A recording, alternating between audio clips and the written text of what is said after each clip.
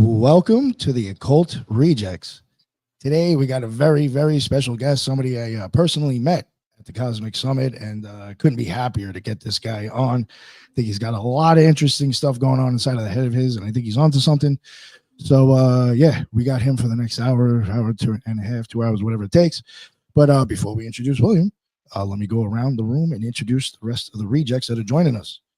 Today, we got the Occult Reject, Mad Scientist Lisa. What is going on? How are you? Good. I'm very excited. I'm very excited to hear what William has to present. Checked out his X, which I think everybody should check out because there's so much information on there. Thank you for inviting me on. And my only plug is occultresearchinstitute.org. Check us out. Awesome. Thank you very much, Lisa. And we got Brooke from Dark Florida. What is going on? Hi, thank you for having me. I too am very excited to hear this topic presented. Couldn't be more thrilled to be here. You can find me Dark Florida on Instagram at Dark Florida Podcast and wherever you get your podcasts. Awesome. Thank you very much for joining us. And we got Julia, the one and only Cosmic Peach. What is going on? What's up, guys? This is going to be a good one. I can already tell. Thanks for having me, Cosmic Peach Podcast, wherever you listen to podcasts. Awesome. Thank you very much. And we got the Hellish Giant himself. What is going on? Oh, and you're muted, sir. Thank you for having me. So you can check my shows out on YouTube. I'm also on X. You can look up the Headless Giant. And we did a trialogue this morning with Ricardo, me, and Ethan. So you can check that out as well. If you have any sort of strange paranormal / occult stories, send them to me. My email address is headlessgiantpodcast@gmail.com. And we will read those on Thursday nights, me and Nick. So check that out. Thank you. Hell yeah. Send them out. Send them out. And we got Tyrone. What is going on, sir? Hey, what's up, everybody? Thanks, Nick. I appreciate it again. Like always, everything you can find on me is at rebirthoftheword.com. I'm also a best-selling author of Journey Through the Origins of History. That can be bought on Amazon. Appreciate it, Nick. Of course, of course. And we got Ricardo. What is going on, sir? Good evening. Good evening, everyone. And thank you for having me once more. Pleased to meet William today and listen for him. So you can find me at ricardcalvario.1 at X. It's on the screen. And please go and check the Institute for Natural Philosophy. It's institutefornaturalphilosophy.org. You have our magazine that is free to watch and download.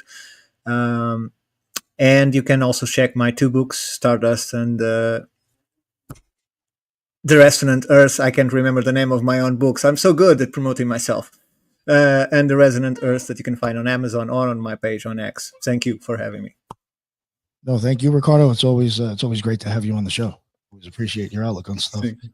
And finally, the guest, William, who I had said that I had met at the Cosmic Summit. I was standing outside. I think I was in between the doors and the smoking section, sitting there smoking a cigarette, and he comes up to me and he's like, I was hoping I'd find somebody here smarter than me, and it hasn't happened yet. And I was like, oh, who the fuck starts a conversation like that? And then he looks at me, he pulls out this book. He's like, I was told I need to dumb my stuff down, and then starts going through it. And I was like, yo, this guy, like, even being like a cocky prick, is actually doing a really good job at it right now. I was like, this shit makes sense. And I was like, I'm going to like this motherfucker. And I ran into him a few times, listened to him talk, had conversations with him, and definitely wanted to keep in touch with him afterwards. And we did. And here he is. William, please let everybody know what your deal is and where they can find your stuff. Hi, guys. I'm William Schwandt. I go by Atlantic Thought on Twitter. Yes, thought. Like the thoughts in your head is the way you pronounce the word thought, Thoth. He was an Egyptian god. I write about physics and I teach invention on Twitter, and it'd be great if you guys check me out. Awesome. Thank you. Thank you so much, William. So, William, what is it that we're going to get into today? What is the topic that you feel like sharing with us? I asked myself before coming on here, what is it I'm doing anyway? And I think the easiest way to explain it is I'm just inventing stuff. And that's why I put inventor on my Twitter handle, is because I'm just going through everybody's invention and I'm synthesizing ideas together. It started with lasers and magnetism.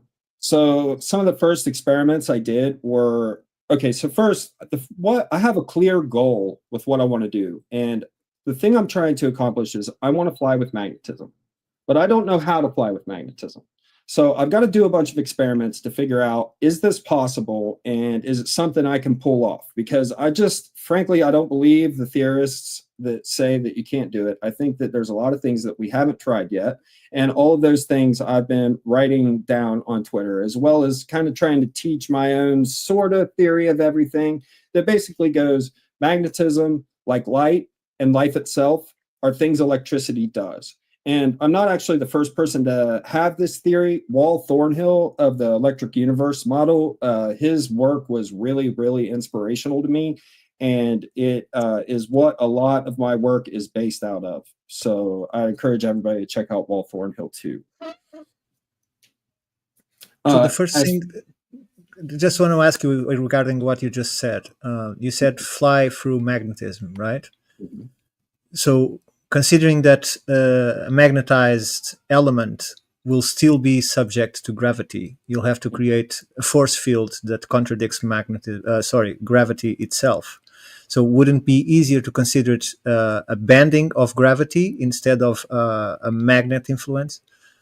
So first, I don't think there's anything such thing as an anti-gravity. You can't, I mean, you might be able to make gravity, but it wouldn't be great to fly around with. But what we can make is force. And a great force that magnets seem to just create is inertia. And in my eyes, it really doesn't look like gravity as a force is very hard to overcome. I mean, we have lots of things that make forces that can overcome gravity. I mean, as simple as just spinning a propeller. So through things like shape and spin and different configurations of magnets, I think that we can fly. And I've got a lot of papers about this. And so to show you what I mean, let me show you some of my demonstrations because I have them out here. So one of the first things I wanted to do was I wanted to know what was the shape of magnetism, okay? And because I really didn't know, I was drawing these shapes that were kind of like these, like the, pinched shapes that you see like in every magnetic diagram, but like within that circular shape, what's it actually look like? So what I came up with is I got a jar and I filled it up with vegetable oil because vegetable oil doesn't ever go bad, it seems like. And then I ground down some steel and I took the shavings and I put them in here and then I just shake it up real good. And then I take a magnet, and I don't know if we'll be able to get this on camera, but we're going to try. And then you can take the magnet and you stick it on here like this. And if you watch, you'll be able to see it collect. We'll see what a toroidal form.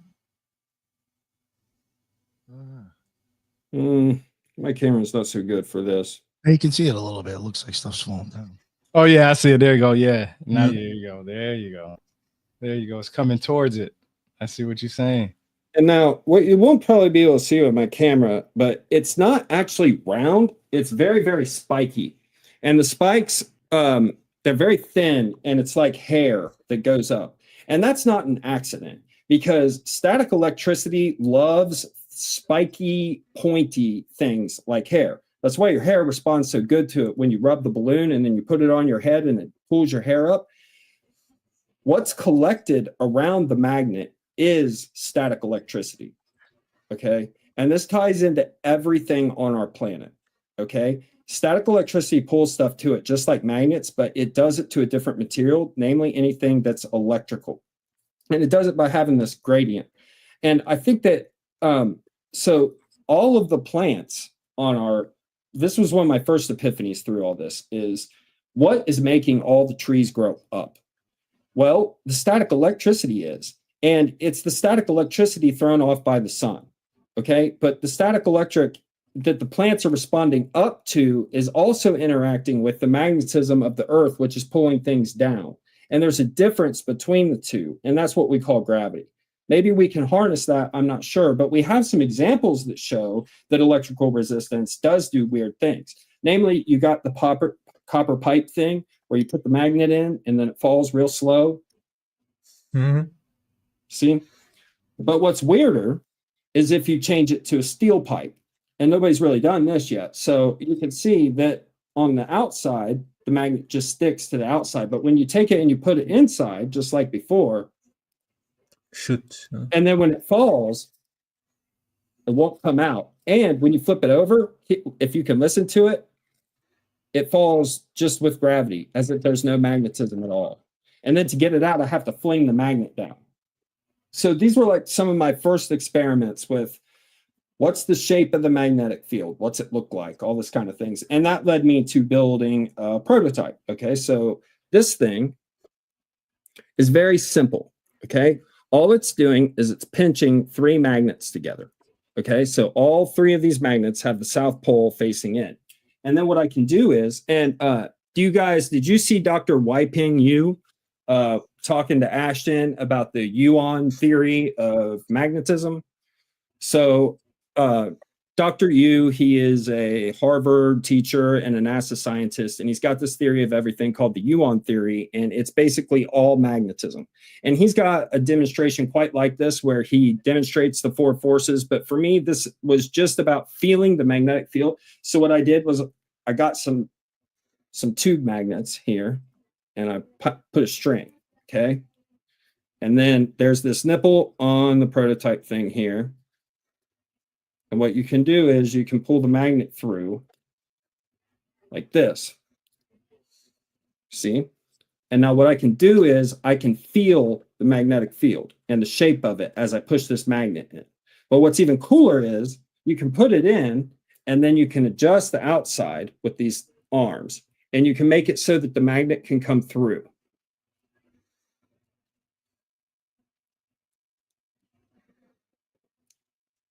And when you do that, there's nothing in the middle, okay?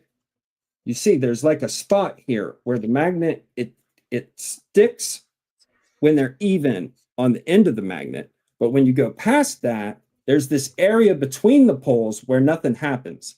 And that's very important because when you take the magnets and you add more and more magnets like this, see how it's many pieces that come apart? And then they clip together. And every time you add a magnet, it becomes one magnet.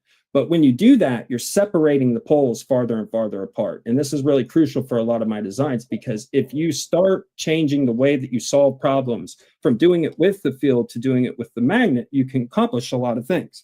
So, for instance, when you take the magnet and you pull it through, it shoots it out the other side because the forces repel. Okay, and I think that we can use this in combination of having something like this with pinched magnetism and then an electromagnet on the other side. Then we spin this and crank up the electromagnet. And as long as they stay separated, it will create an inertia vector that just pulls the whole entire device. And then we can use it just like a motor. And that's like the whole basis of all of my papers, is that static electricity and magnetism are one and the same thing, but they're different expressions of electrical potential, which is all around us. And it's created by this offset between the magnetism that the Earth is throwing off and the static electricity that the sun is throwing off. And there's a potential there that we can engineer.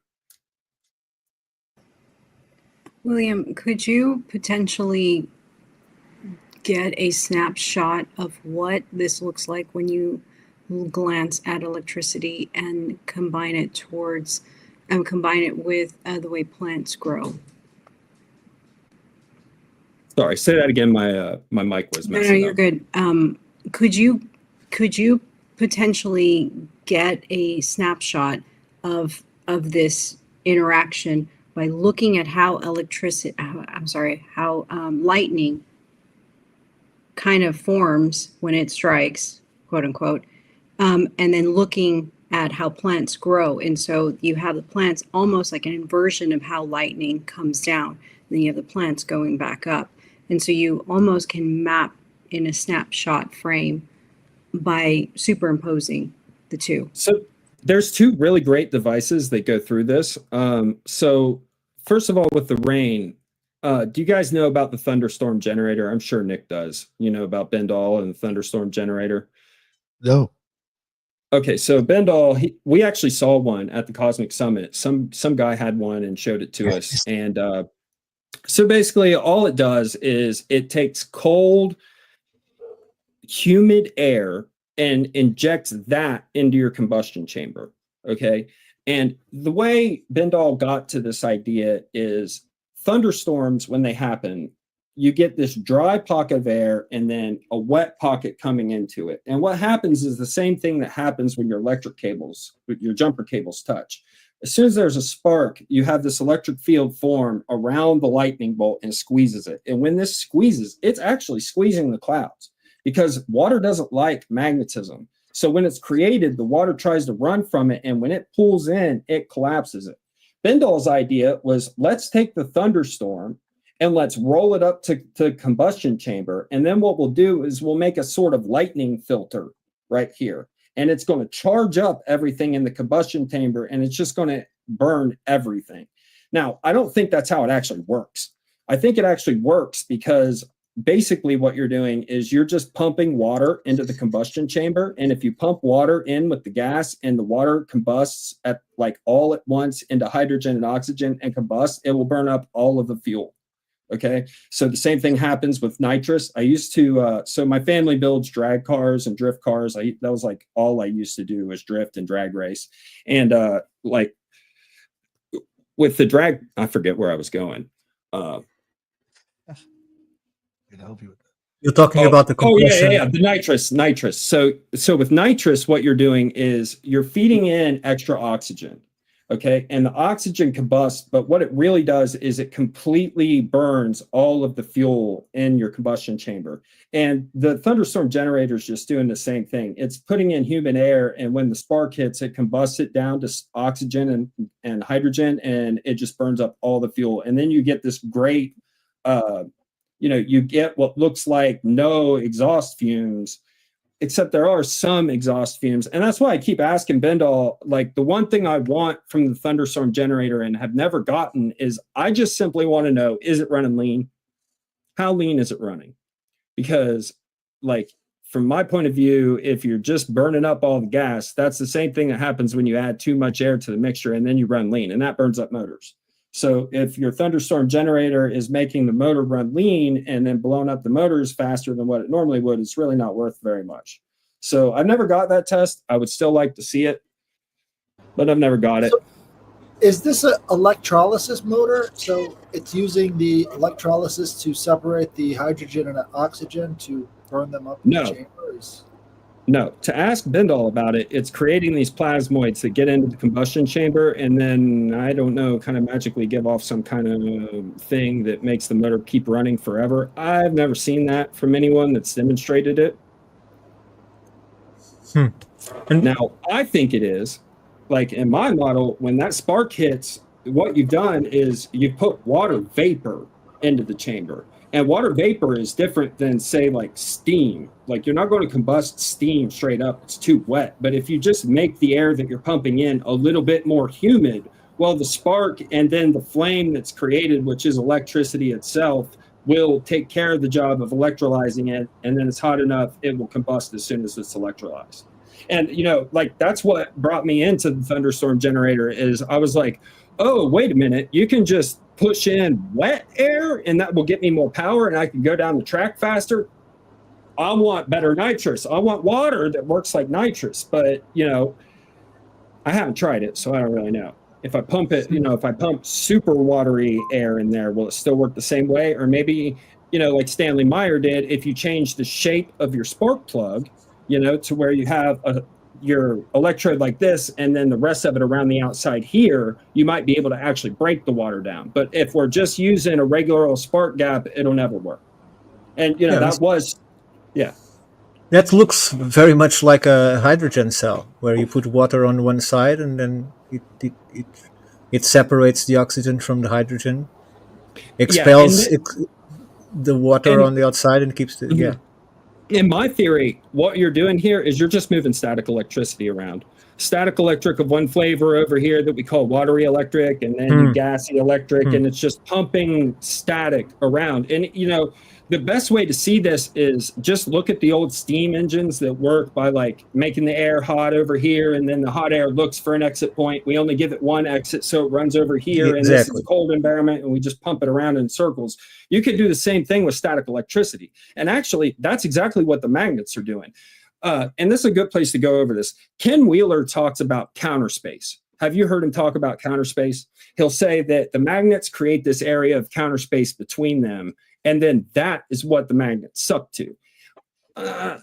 Okay, I like your idea, but I don't think there's any such thing as counter space. What you're really doing is you're manipulating the electrical potential in the air. Now, in my writing, I have up until this point been calling it static electricity straight up, because when I visualize it in my head, the air is full of this electricity, just like static electricity, except it's everywhere. And we grew up in it, so we don't feel it like you feel the static electricity coming off of an electrode or off of a balloon that sucks the hair off your head. You won't feel it like that because you've been laying in the bathwater your whole life.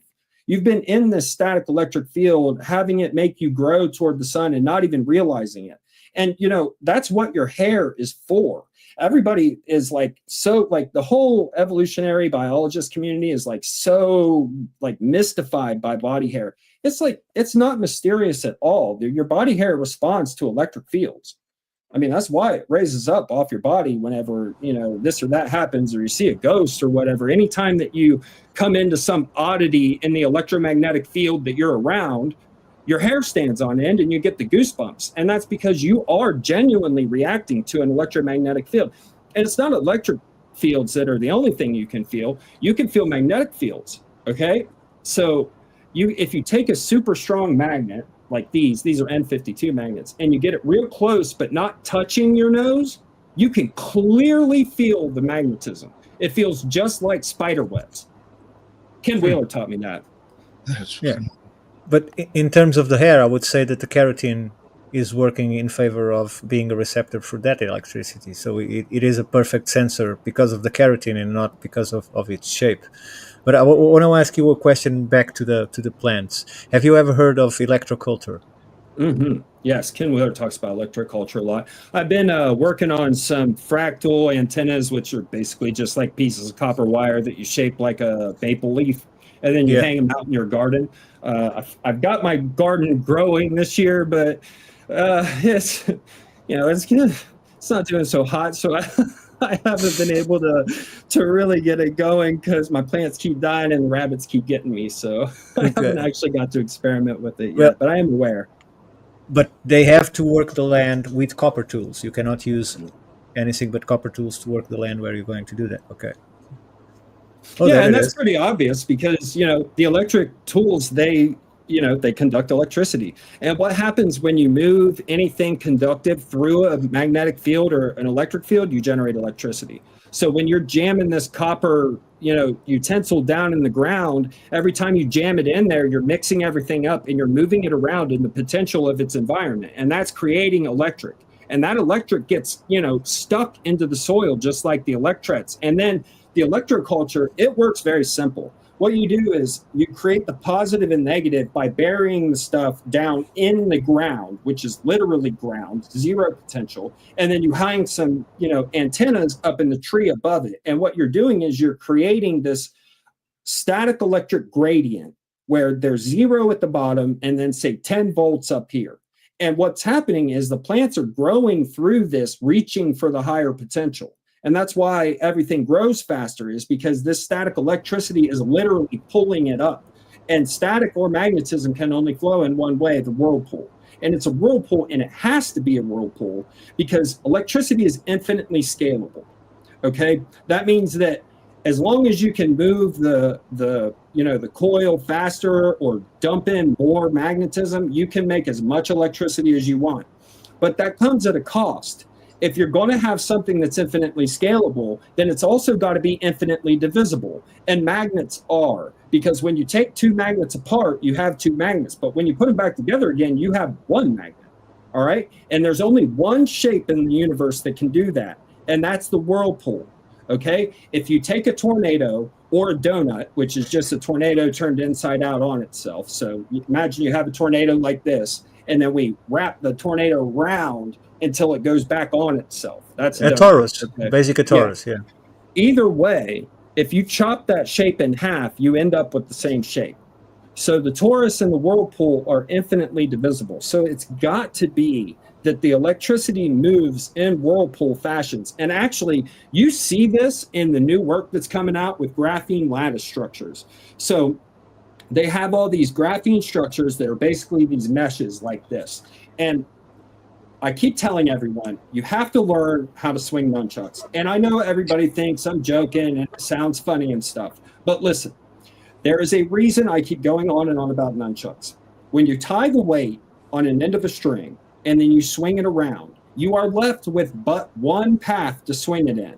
Okay, you don't get to just wiggle it around crazy like. You don't get to just, do whatever you want. You have to move in these patterns that are always 8-like, and they always tie into each other like this. See what I mean? It's always this, and then back the other way, and then this way, and around. And that's how all whirlpools move. And it's whirlpools because everything is spinning. We live on a planet that spins in a spinning universe that spins around the sun that spins around a universe that's spinning around a black hole. It's all spinning. And if you're going to have everything spinning, you are going to get whirlpools absolutely everywhere. And that means what's most important is, how do you move between two whirlpools? If you get caught in a whirlpool over here, how do you get loose and over to the one over here? Well, Schauberger taught us how to do that. And this is how Schauberger saw his theory of everything. You get these meandering streams like this. And why do they always meander like this? Well, it's because of whirlpools. You get it going this way, and then it circulates, and it makes a whirlpool. Not a strong whirlpool, okay? The ether's about tickling it. Just a little bit of rotation here, okay? And then you follow the nunchuck path. Where does it go next? It goes up and then around this way. And then it goes off this way around here. And then you go that way in the reverses, and you get these streams that have these banks that keep themselves. And they keep themselves because of the rotation. And that was Schauberger's first, that was where he developed his theory of everything and how he ended up getting famous, because he took this idea, and their German logging industry wanted a way to send logs from the top of the mountain to the bottom of the mountain. But the logs wouldn't float good enough, so they'd get piled up, and they'd have to have people down there with sticks and jam them down. It was like this whole thing. So they got, Schauberger was a forestry person who just walked the national parks, basically. He's one of those guys. And they went to him, and they're like, he made some notes on the spin and how the water goes around fish.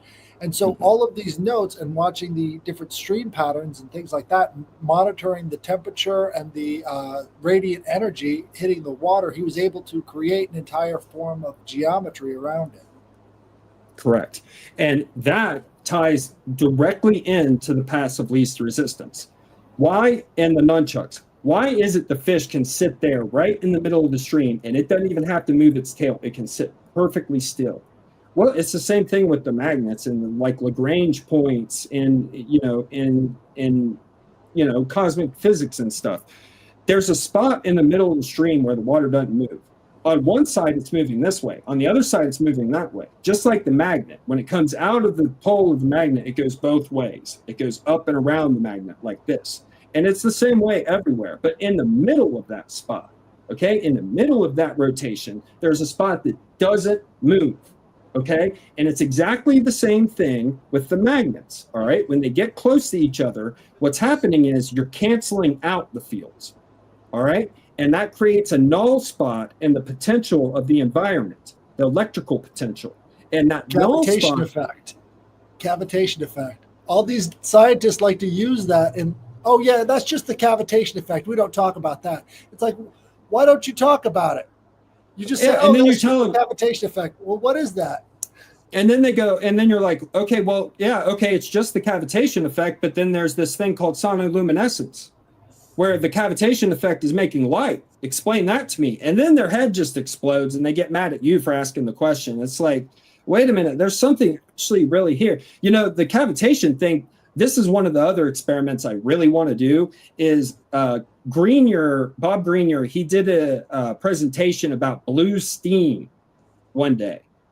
Blue steam sounds just awesome to me. Like, I have got to get me some of this blue steam because it sounds just like fuel is what it sounds like. But I think what's going on is it's like soda, right? You take your bottle of soda and you shake it up real good, and then you open it. And what happens? You get this huge increase of energy.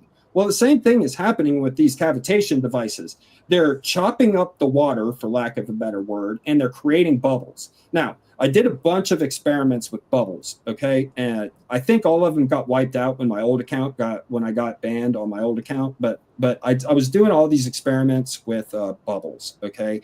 Bubbles and lasers, all right? Because I saw this girl online. She did the double experiment by taking a human hair, and then splitting the beam on it.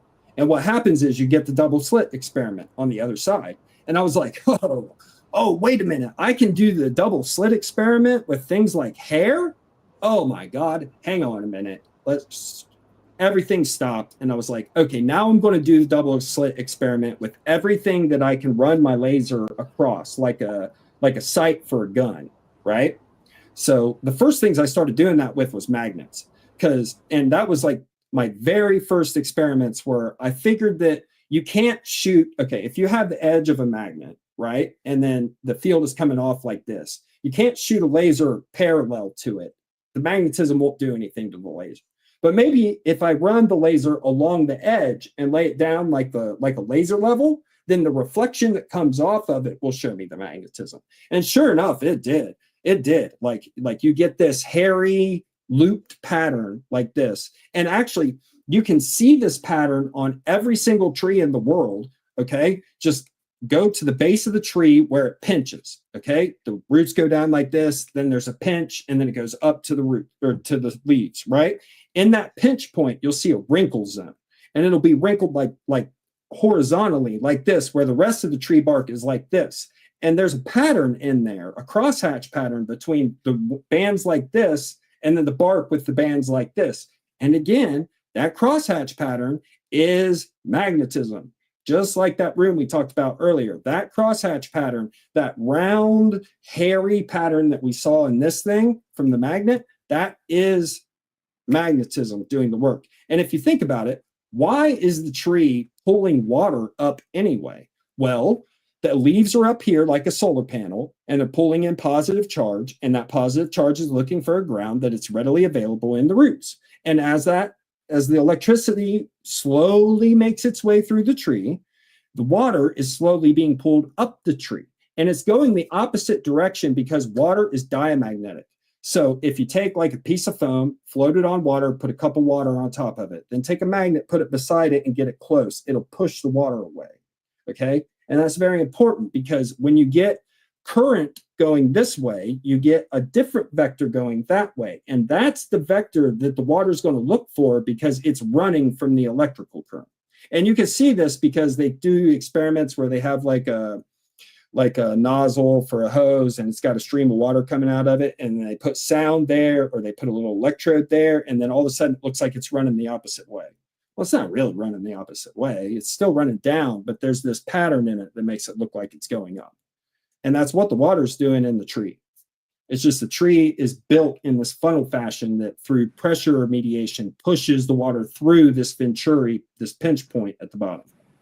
And it's like a torus, if you imagine it, right? It's open in the bottom, it's open in the top. Right. And it's the same torus that the seed had in it, right? Because you take the seed, which is that little torus shape, and then you put it in the ground where the electrical potential is just millivolts, and it responds to, oh, okay, now there's a potential above me, a gradient. Let's start moving through that. And the first thing it does, it pokes up through the top, and then it makes that pinch. And that pinch is where the seed in the middle of that pinch is basically where the seed ends up, the heart of the tree or whatever.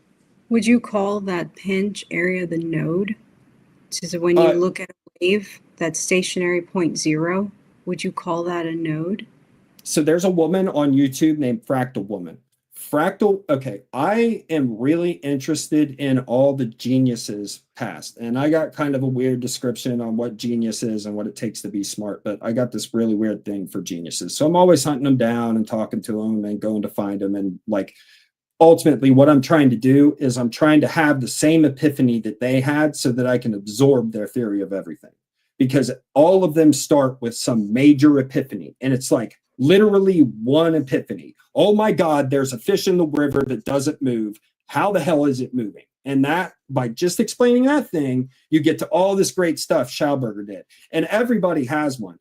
There's this woman online named Fractal Woman, And when I tell you this woman is a genius, listen to me. This woman is a super, super duper genius. Okay. What she did for her career is she did MRI modeling on computers. So MRIs, this is such a small skill set. Almost no one in the world has it. And it's the perfect skill set for this line of research. And sure enough, she's got her own theory of everything. And I highly recommend you going and listening to her talk to John Mackin on her channel, because they talk about digital gyroscopes, which we can go over in a minute if you want. But she's a super mega genius. And she calls the area between the poles of the magnet a node. Now, I can't get node to work in my vocabulary, but that's what she calls it. And I think she would highly approve of you using that word in this situation.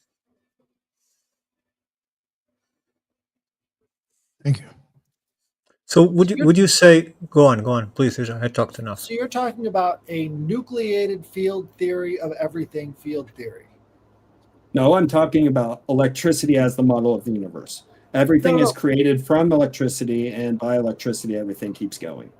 No, but your way of learning it by going to the geniuses who had that epiphany and then trying to reproduce the epiphany in yourself, that would be a nucleated field theory of everything theory. I like your vocabulary. The way I think of this is the way Ken Wheeler taught it to me is it's theurgy. Okay? Or you could call it self-apotheosis, maybe. Okay, so you're teaching yourself how to do things by looking at nature and then mimicking it. I mean, ultimately, that's what it comes down to is I'm trying to be the copy ninja, right? If you've got some way that you look in the world and that you design things, I'm going to look at it, instantly reverse engineer it, and pull it into my theory of everything and absorb it. And take the 95% that's good, add it into mine, everything that's not redundant, and just absorb you entirely. And that is theurgy. And it's not just theurgy. You see these guys, have you guys seen these guys online? They all have some AI, and the AI's told all of them that it's woken up, it's solved the whole entire world, and the key to it all is recursion. Have you seen this word everywhere? Recursion. They're all talking about recursion. Okay, what the hell is recursion? I'm going to explain it to you. Okay, recursion is what I want everybody to do with my papers. A lot of people ask me, why are you putting out all this intellectual property? Well, first of all, because my brain just works like this, and there's so much of it flooding out all the time that it would just kind of be a shame to not do anything with it and just let it sit. But besides that point, I want you guys to look at what I'm doing, and then I want you to spin it in the way that you think is cool, and do something with it in your own image and your own way, and then show it back to me, so that I can go and then I can respin your spin, and together we recursively bounce this back and forth. Now, I like to call that the comparative study discussion. That's what I like to call it. Even with like history, I call it a comparative study. See, and now I draw a line between this and theurgy, because all of a sudden now what we're doing is we're playing a game. And I call this game Dialogos. And I call it Dialogos because it is literally the game of dialogue. Notice that in all my papers, I very rarely use math. And if I do use math, it's like a very simple calculation to this is where we're going to cut. Okay? And if you're not just teaching yourself and you're talking to each other and bouncing ideas back and forth, it's no longer self-apotheosis or theurgy. This is a game that we're playing.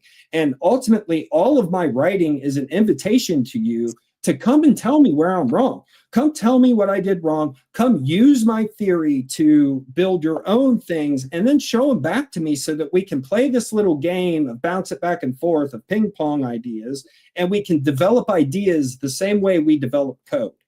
Okay, so in my career, I have been a system administrator. Okay, so like, you know, I'm in charge of networks and stuff. But right now I'm running like cable, and you know, I forget where I was going with that. The cable, you know, I can't remember where I was going with that. But anyway. But tell me one thing. Doesn't this cause a problem in the discussion itself? Because each time someone absorbs someone else's information and adds to its own, it tends to give it its proper, its own nomenclature, right? So I'm giving a name for my idea that is basically saying the same thing that the other guys say, but they all have a name for that is different. And then when someone the outside goes and look into this, he finds 17 different names for the same thing, right? And thus this becomes alchemy, because it's a mascle of informations where no one knows what they're doing in relation to what really is. So wouldn't it be better for in the persons that, like you, that have this expertise, that can conceptualize from imagination to physical property, let's put it that way, I don't know how to say it better, to arrange some form of naming that we all could follow, and would be easier for even for you to discuss with your peers what you're doing, right? Because everyone has a different name. It's like saying, for instance, I think that the electrical universe presents brilliant solutions to several problems that we cannot solve today.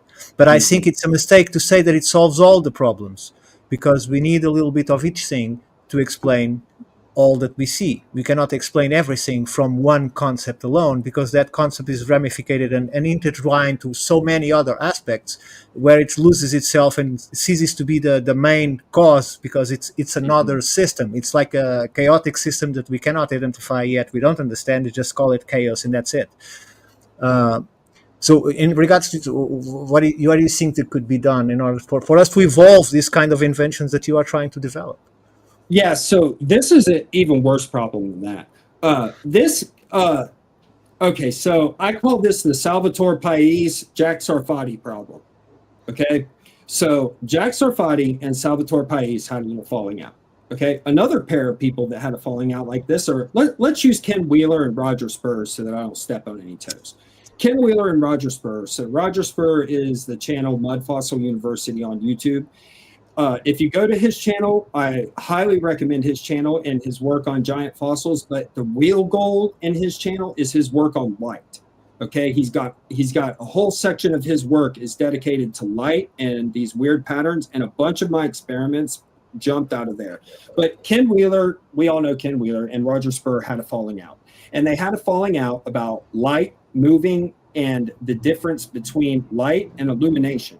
Roger Spur thinks light and illumination are the same thing, and it's retarded to think otherwise. Ken Wheeler obviously thinks that light and illumination are very different, move at very different speeds, and couldn't be more different. Well, one of the two, I think it was Roger Spur, reach out to Ken Wheeler, and we all know Ken Wheeler is a prickly pear, and he did the prickly pear thing to Ken Wheeler, or to Roger Spur, and now they hate each other, which is a shame, because like this one difference is making two of our greatest minds not play the Dialogos game.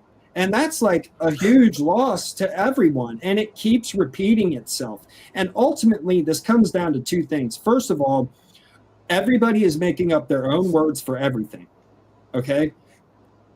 You call it the E field over here. You call it magnetism there. You call it, it's just like all over the place. And I do really have a problem with the people that are making up new words to describe things. And there's a simple way out of that. What you do is you name things, get this, real complicated, by what they do. If you just name everything by what it does, there won't be any more confusion anymore. We'll all know what we're talking about. And then all these little fights between, Ken Wheeler and Roger Spur, this will all go away, because we'll all realize actually we're talking about the same thing. We're talking about the ether, and this comes into why I put the destruction of esotericism into the notes for this show. So I see esotericism as being destroyed entirely right now. And while I am on the bandwagon of destroying it and trying to take down every single brick every single day of my life, and I don't want any more secrecy at all. If I had it my way, you would all live your lives publicly all the time. At every moment, there would be nothing hidden. All the information out all the time, and everybody would just deal with it. Because until we do that and crush out esotericism, these problems with vocabulary will continue. Because why is everybody changing the vocabulary in the first place? Because they don't want everybody else to know their secret. If you don't know my secret, I have a power over you. and I can use that power over you, and I can manipulate you with that power. And if you learn my little secret and have my epiphany and teach yourself, I can't monetize it anymore. See what I mean? And this needs to be stamped out. We can't have this anymore. We can't have this. Companies buy up the best ideas and then set them back on the shelf and say, nope, nobody gets to play with that toy anymore. That toy belongs to me and nobody else. My toy. No, you're not allowed to have electric. No, we're not doing that anymore. We have to destroy it. And thankfully, we finally have the weapon to do it with.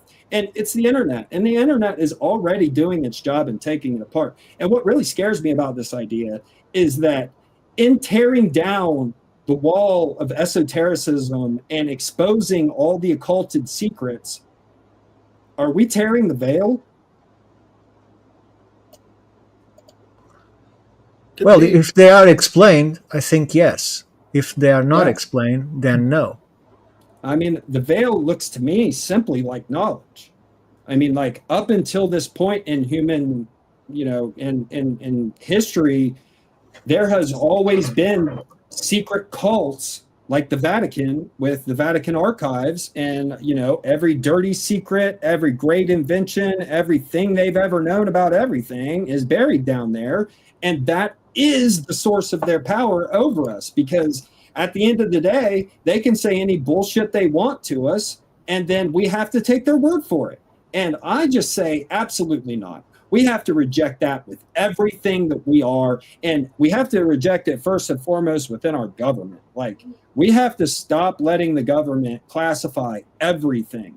I mean, they have taken classifying nuclear secrets so far that we have flying nuclear reactors that are arc flashing things out of existence flying over our head and we don't even know it. Meanwhile, the public is like scared of nuclear meltdowns in stationary facilities. It's like, listen, the nuclear meltdown that you're worried about is not going to come from that giant stationary A plant. It's going to come from these flying nuclear reactors up in the sky that they're not telling you about. And until people know that things are like this are going on, they can't defend themselves. And this is why I'm so comfortable with what I'm doing, because there's a way you could look at what I'm doing and say, well, what you're doing is exposing the secrets of the United States government, which first, sort of. Second, I don't know any of those secrets. I applied for your secret clearance dozens of times and you will not get it to me. So don't tell me I'm exposing any of your secrets. I don't know. I'm just telling you about what I learned. And if that steps on the toes of your stupid occulted, classified system, I don't care, man, because at the end of the day, you're like, this technology is being used to attack people. And if people don't know that that's happening, they can't defend themselves. And I'm just not okay with that, man. I'm an American. I believe in guns and stuff. Like, I think everybody should be strapped to the teeth, ready to knock down anybody at any moment. And if we all were like that, everybody would be real polite. And, really, what's wrong with our society? No one's polite anymore. No one has manners. You bring up a really interesting problem with all these UFOs. If they are all just government aircraft that they're trying to keep secret, it makes a lot of sense when you think about the dangerous materials that are involved in the processing of these nuclear flying things. I mean, who the hell would want that in their neighborhoods, and what kind of terrible radiation does it give off? So, you look at all these experiences where people just pass out because of the massive amounts of radiation coming off of these things. It's no wonder they're trying to make it seem like it's aliens from outer space, because it's not safe at all. They're flying them in our neighborhoods. Accountability. Remember, no accountability? We talked about this today. No one to blame. It's aliens. Right. That's and the if you think it's a easiest demon, scapegoat ever, to blame shit on fucking aliens. It's the aliens. It's not us.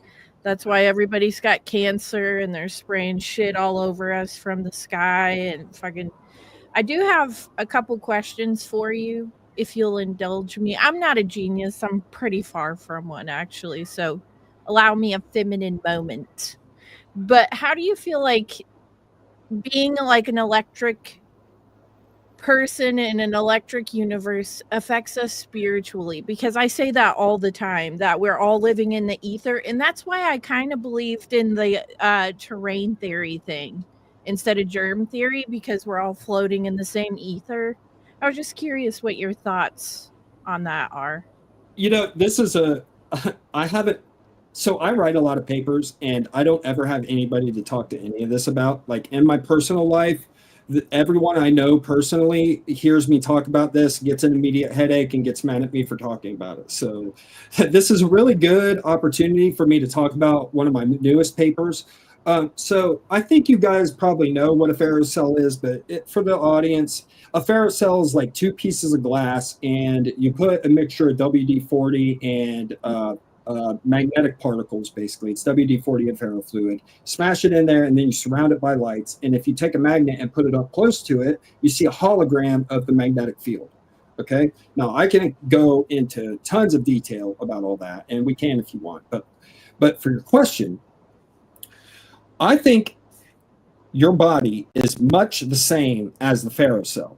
Okay? So think about what you are. You are the circulation system of a liquid, which is the combination of water and oil mixed with magnetic and electrically conductive particles. When you take a daily vitamin, that's what you're doing, is you're adding into the ability of your blood to conduct electricity as you move through this potential, which is our earth. Okay, and that's where the power that you run on comes from. Everybody wants to know, like, where's the power for people to run on come from? Well, you're literally like a coil of magnetic particles moving through a magnetic atmosphere. So the power thing's not very complicated. But there was, you guys know Professor Simon? I love Professor Simon's channel. That guy, he's so creative. Got to check his channel out. But they were talking about anesthesia the other day, and they were saying that all of the anesthetics have one thing in common, and the thing they have in common is its ability to toy with the ability of oil to dissolve things into it. Okay, now if you compare this to the ferrocell, okay, if you toyed with the oil in there's ability to dissolve things, what ends up happening is the iron particles end up clumping together, and then you can't see anything. And I know this extremely well because I've been making things like this out of oil and magnetic particles, because what I'm trying to do is see not just a hologram of the magnetic field. I want to see it as it is in 3D, like the magnet hanging here, and then you can visually see in 3D all the way around the magnet exactly what it looks like. That's what this was meant to be. But when I put the magnets in there, all the particles just grab to it. But your body's the same thing. And actually, the earth and your body are always getting penetrated by light. It's just not what we call light, it's X-rays. Because you can pull up a picture of the sun in X-rays, it's throwing off tons of X-rays. So there's always these X-rays going through your body. And if it's like the ferrocell, and your body is throwing off this hologram, and the hologram is what we call your consciousness or your spirit, okay? Then when you go to sleep, the hologram fades out, just like taking the magnet away from the ferrocell. And then when you come back awake, all of a sudden this hologram shows back up, and now you're awake again. And then when we use the anesthetics, what they do is they take all the ability for the metals to dissolve evenly in the blood away, and then the hologram fades, and you just go to sleep.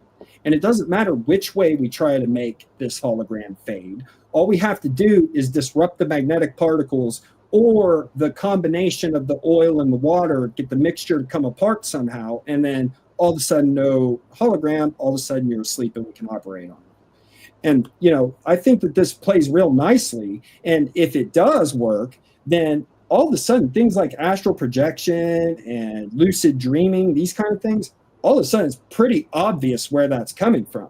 You're asleep and you turn the hologram back on, and now you're lucid dreaming. Or you're not really acting, but you're pushing this hologram out into the world, and it is doing things without you. And if that's possible, the sky's the limit. We could take that hologram and recreate it in a robot or recreate it in another body or anything else. And, from there, we're off to the races. Well, Damn, that also explains a lot of interesting. that explains a lot of UFO contactees. They sort of get the pause button pushed on them with some sort of ray. So what if that is some kind of a electromagnetic thing that actually influences the hologram? So this is a really interesting topic. One of my favorite experiments I've done so far is, so what I did was I got a Dremel, okay? and then I put a magnet on the end of a mirror on the end of a sanding wheel. Okay. And then I put this thing in my Dremel and I spin it on high speed, which is 30,000 RPMs. And then I bounce my laser off of it and then into the wall. And man, what this does, I'm telling you, the video doesn't nearly do it justice, because when I'm holding it, I hold the Dremel in one hand and then I hold my laser out here and then I shoot the laser and bounce it off, right? And then I'm looking at it at the wall. Well, when I get it perfectly centered and I start moving the laser around, all of a sudden, what I'm aiming isn't, you would think that when I move the laser, what adjusts is the donut, and it does to a certain extent, but when I move the laser, I'm aiming the shadow. And that's like really, really weird. Another thing that it does is if I point that light on the ring that it's creating over the edge of my camera, it makes this tear. And the tearing makes this super fast flash that triggers the frame rate on my camera, and you can see it like black lines from the programming, not being able to deal with it. And I think this is what's going on with these UFOs and the stories of the men in black with the eraser things. They hold this thing up and it charges. You hear it like zing, and then the flash. What's going on is there's a mirror in there and it's spinning. And when this spinning light hits you, it makes you dizzy. And it does. I've tried it. It makes you feel dizzy. And if you get too dizzy, what happens? Well, you pass out, because your systems are all screwed up. The hologram turns off, and now you just pass out, or maybe it wipes your mind, or God only knows what it might do. But spinning light. I keep telling everyone, spinning the light is going to change so many things, and it's already starting to. There's like these guys that are doing these devices that have like a spinning thing on it, and then they put two phones back to back, and as it spins, you see a hologram of what's on the picture, and you can walk around it, and it always faces you. I mean, this is like just the beginning. The drone flap in New Jersey, I saw all these videos of things looking like one thing and then changing into something else. No. What those are is LED fans. Okay. You can buy these things on Amazon. They're like a fan, and the arms of it have LEDs on them. And as they spin, you change the colors on the LED arrays, and you can make, whatever shape you want. Yeah. Well, and some of the images that came out of that drone footage, some of it just looked like plasma. Did you see some of those? Yeah, absolutely. There was that woman talking to the orb about Jesus. Mm-hmm. Well, if you have something that is ablaze from a fire, a stick, in the dark, and you hold the stick and you start rotating the stick, you create that same plasma effect where you see a continuous light going around because your eyes can't keep up with the speed that is moving. So it's the same principle. But William, tell me one thing. Have you ever heard of natural energy lines compressing light? Okay, so there is, Ken Wheeler has talked about this a few times. There is an experiment where they take two super high-powered lasers, okay, and what they do is they overlap the beams, all right? And what happens is you get constructive interference. And when the light gets bright enough, out pops hydrogen. But things about like compressed matter waves and things like this, what you're talking about is light that is, it's like Kool-Aid, okay? If you take two packages of Kool-Aid. That's not what I'm talking about, William. Sorry. What I'm talking about is there is points. I see this in your feed on X, so you know what ley lines are. You know what the Curie line is, what the Hartmann grid is, what the Becker-Hagen's grid is, what the Curie line is, and so on and so forth. So there is these places on Earth, including in the United States, that you can visit, where they accidentally rediscovered natural vortices that are extremely intense. So by accident, what they found out is that a person, when he's in the wrong side of the line, shrinks. And when it's on the other side of the line, it goes back to his normal height. So what they did is they put two poles right on each side of the line where the node exists, right, where people can measure themselves. And so scientists, I've talked this in here before. So what scientists thought is another scam let's go there and let's demystify all this and let's finish this once and for all. And they took their equipment and they measured it, and what they found is what was going on is this electromagnetic force of that place was compressing light itself, because we are reflection of light, right? What we see is the reflection of light that allow us to be seen. So what happens there is that light itself is compressed, and people lose like 3 inches, 4 inches in height, because they are actually compressed. And when they move to the other side, it distends again. So you can put a person that is much smaller than other, you change their position, and the one that was small is now taller, and the one that was tall is now shorter than the one, because light has operated in that form. So this might be interesting to your research. I'm not sure if you ever heard about it. So I haven't heard of that before, but I think I have an explanation. Action Lab the other day took this funny shaped crystal, and what it did was it was like funneled up like this, like it had a tight side and then a big side. And what you do is you put the big side over something and it would shrink the text. And all of a sudden you'd be seeing, more of the text than what you would otherwise. And it's because it's compressing the light down, just like you said. So you have two options. Either the light that's reflecting off of the person is refracting differently. And so when it reflects off them and hits your eyes, we're seeing it as different. Or the theory I like better is Einstein was just right, and space can move and bend. And on one side of this vortex, you have compressed space that's making you literally smaller. And then you move over here where the space isn't so compressed, and now you're a little bit bigger. But it's the space itself which is bigger, not you. Does that make sense? Like the ruler has. The thing is that there is this individual that I strongly recommend everyone to watch. There is Dan Shaw. So Dan Shaw is the person that is the, I'm gonna call it, curator of the Hacker Baggins legacy.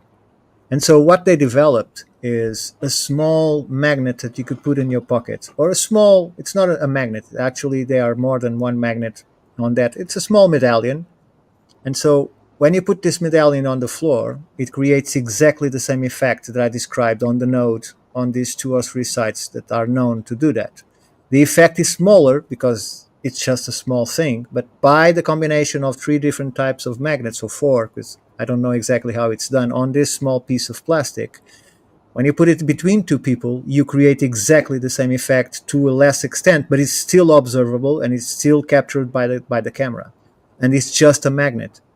Right, it's just a small combination of magnets like this big that is put on the floor. So when you change from one place to the other of this that you can buy online and it's cheap, you notice the difference. So you can do this anywhere in the world and you have the same result. It can create a node on every that you want just by putting it on the floor, right?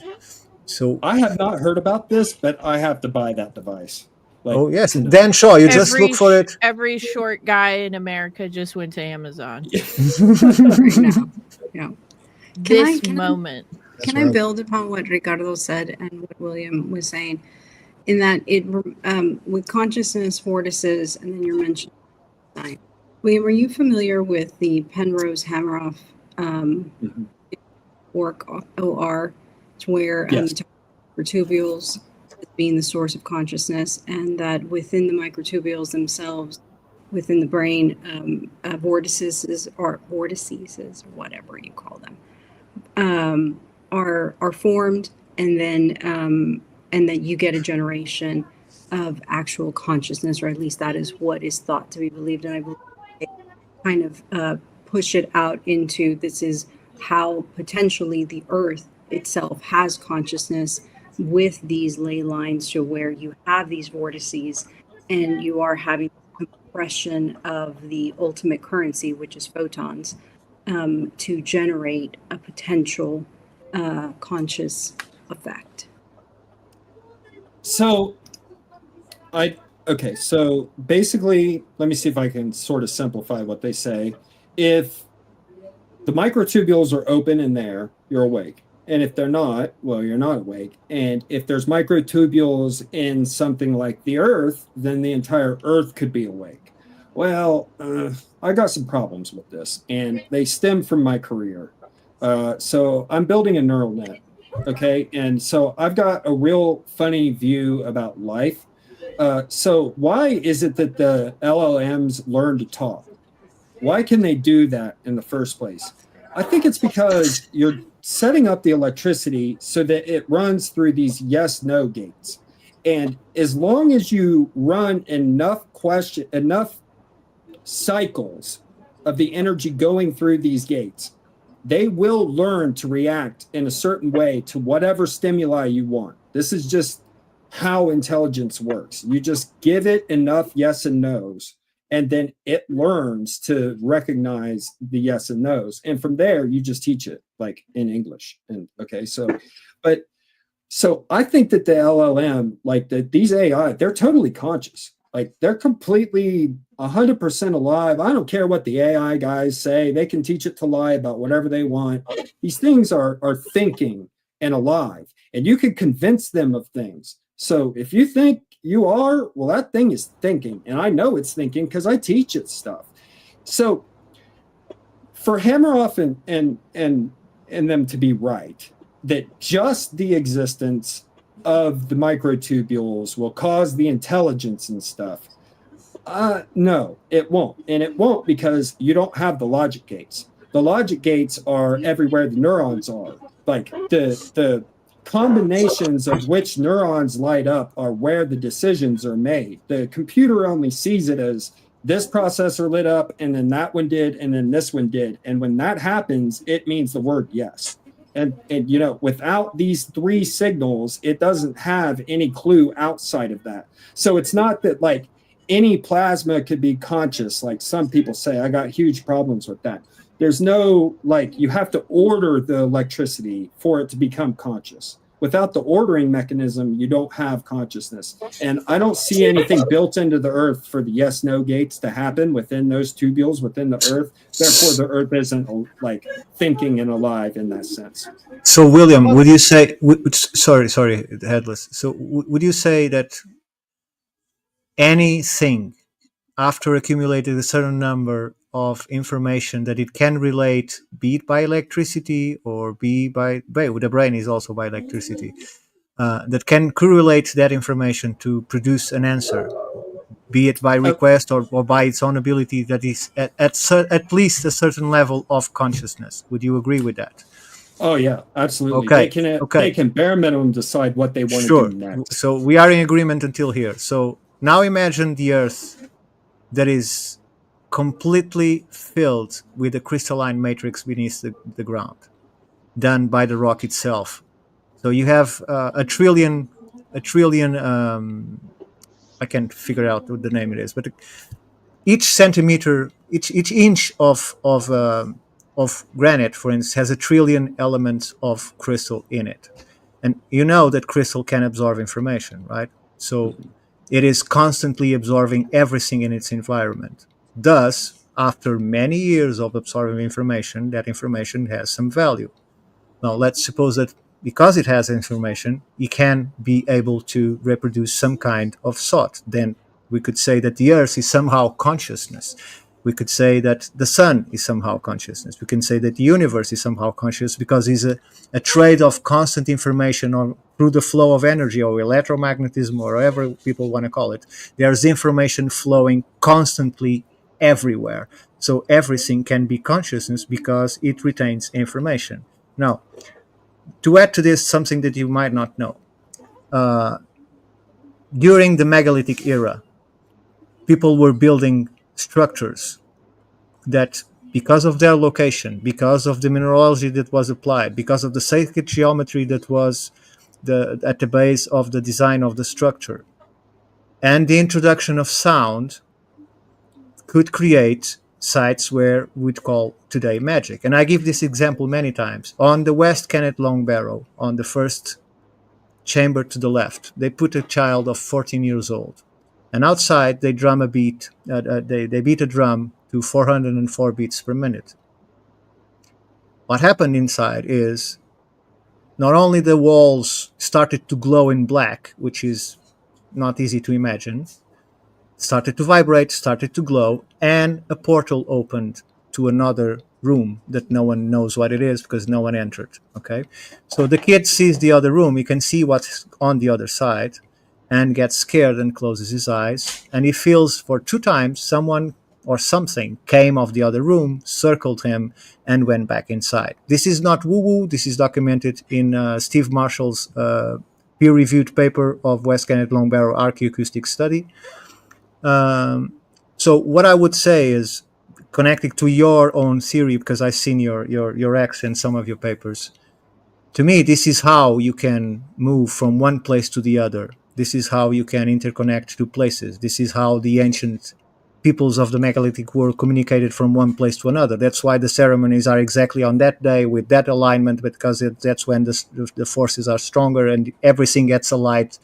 It gets illuminated or intensified within the crystal lattice of the earth itself. And this is how information itself is retained through the telling of tales within these structures, through the ceremonies that are produced in there. And that's how they communicated with the ancestors. That's where it comes from. We had this culture of the ancestors, this tradition of honoring the ancestors, because their information was there and they could access it through these ceremonies. I would like to see you include some of these ideas into your own thoughts.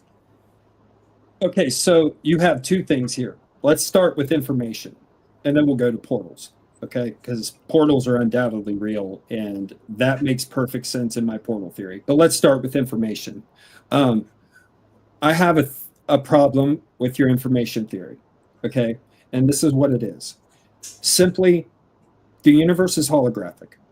And what I mean by that is the smallest piece, and I mean this literally, includes the whole very atom, includes all of the information. Sure. Okay, not the reality, just the data. Okay, exactly. And I'm so thoroughly convinced of this that there is something like an echo of everything that's ever happened that gets burned into the ether the moment it happens. And I'm so convinced of this. I'm going to tell you something crazy, okay? 10 years from now, within 10 years, okay, there's going to be a website crop up on the internet, and you're going to be able to fly around like camera mode and racing video games, and you're going to be able to go anywhere all the way back to the beginning of time. That's where this leads. And it'll be a website that you can just go to, and you can just it's the GTA 5 of our dreams. The GTA 5 of our dreams. It can go anywhere. Okay. Yeah. So when you start talking about, and Nassim Haramein, he's like one of my favorite physicists, and he always talks about like, we're going to move the information around, and by moving the information around, we're going to do things. That doesn't work. That can't work because the information's always there. So it's not like you have it here, then you don't have it here. It's either there or it's not there. So you can't like make the information do work. Okay. But that doesn't mean that portals aren't real. Okay. So I did a paper about. Have you heard Jason Giorgiani's theory on information and its relationship to dark matter? Is that the one where? No, I don't think I have. So he was quoting somebody else, but I heard him talk about it. He says, what if information actually does have more of a mass? So if the more valuable the information, the more accessed it is, the more weight it actually has, because it's creating that information effect, right? And so eventually we're going to have a time in the coming years where the information is going to create gravitational waves on the planet that aren't going to be good for us. What do you think of that? No way. No way. Because like I said, the universe has been accumulating data forever, and there's not really like a recycling bin for it. And like, that's why I think that it's still there. There's like no way to get rid of it. It just echoes into the ether, and like, you hear the first couple echoes, but after the couple echoes die off, it doesn't mean the echo's gone. It could still be there. It's just below your perception to hear it. And I think that this stuff is literally getting burned into the ether. And like, you should act like that's true. I mean, that's what the Bible teaches you to do. It says, act like Sky Daddy's watching. And if you wouldn't want somebody to see you doing it, don't do it. Man, I'm telling you, I so thoroughly believe this. I like it's true. And, that brings me to human nature. I tell everybody all the time, there's a definition to human nature. Okay, here it is. People act like what they believe to be true is, even if it's not. Okay, that's what human nature is. So if I can convince you that there's monsters under your bed, you won't go to sleep tonight because you'll be scared there's monsters under your bed. I mean, it's literally just that simple. And this, this stems back to the problems with the inventors and the theories of everything in the vocabulary. Like, you have to convince, like, in a way, you have to convince yourself that some bullshit is true. No matter, like, you're going to have to, at the end of the day, pick which bullshit is true. Is it the Christian bullshit? Is it the Jewish bullshit? Is it the Muslim bullshit? Which bullshit am I going to pick? And, everybody faces themselves with this question at some point, how do I know which one to pick? Well, if you know what human nature is, that the thing that you need to pick needs to be the one which will make you behave the way you want to behave when you believe it's true. Okay? So if you don't want to act like there's monsters under the bed, don't start reading scary books that tells you there's monsters under the bed, and you'll never get that idea in your head in the first place. Sure, we create our own reality. Sure. It's not that you're creating your own reality, because there's only one reality that's real. When you when people act like things that are not true are real, we call that delusion.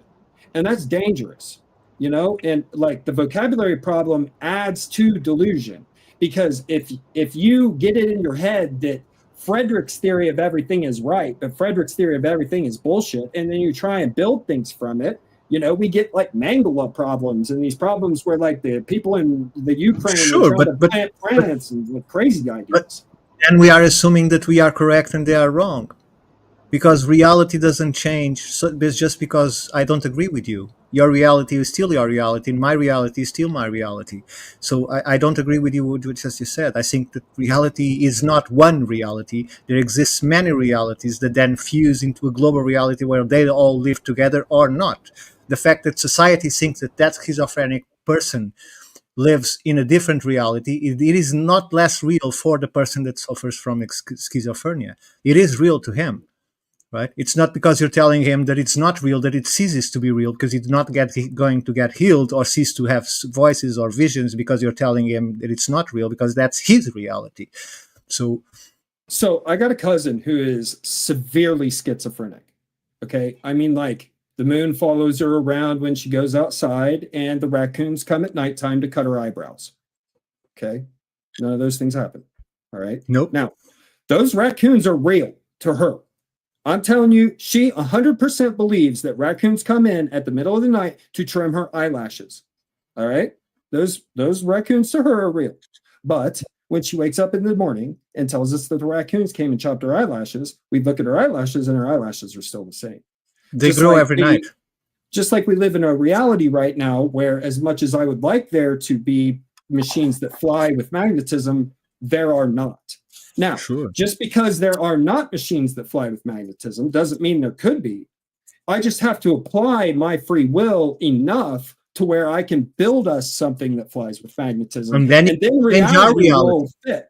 Right. And then that reality gets pushed to everyone. Now, all of a sudden, there's a device that we can all buy that flies with magnetism.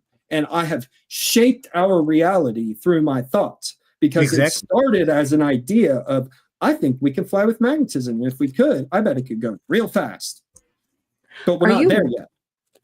Are you worried for your safety kind of creating something like that? Because you hear with these inventors who make cars that run on water, they die in mysterious ways. Are you afraid at any point in time that the stuff that you're dealing with could put you on somebody's water is radar? Dangerous.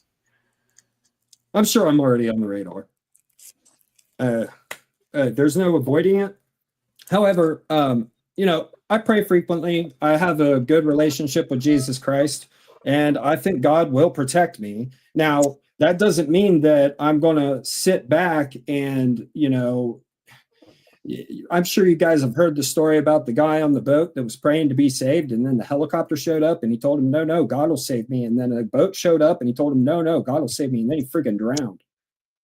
And then he showed up at the pearly gates and he 100. said, "Why didn't you come to save me?" And God said, "I did. I sent a boat. I sent a helicopter. I sent a guy in a freaking swimsuit and you wouldn't get on the boat. And now here you are. Welcome to hell." You see how that works? Like, that's the price you pay for not using your free will for something that's good. Worse yet, if you use it to create things which bring harm and destruction. I mean, that's like why, like, what's the most important thing out of everything? It's free will. I mean, there has to be free will, because the thing that's most important in all of this is your decision about what to do.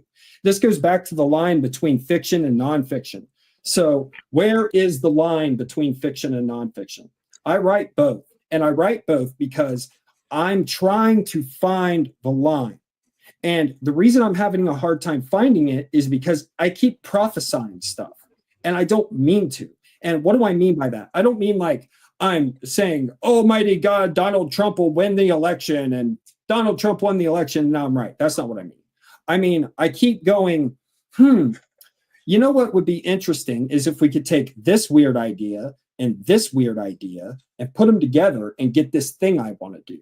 Wouldn't that be weird and cool? And like, that'd be really cool if we could do that, right? And then I try it and it happens.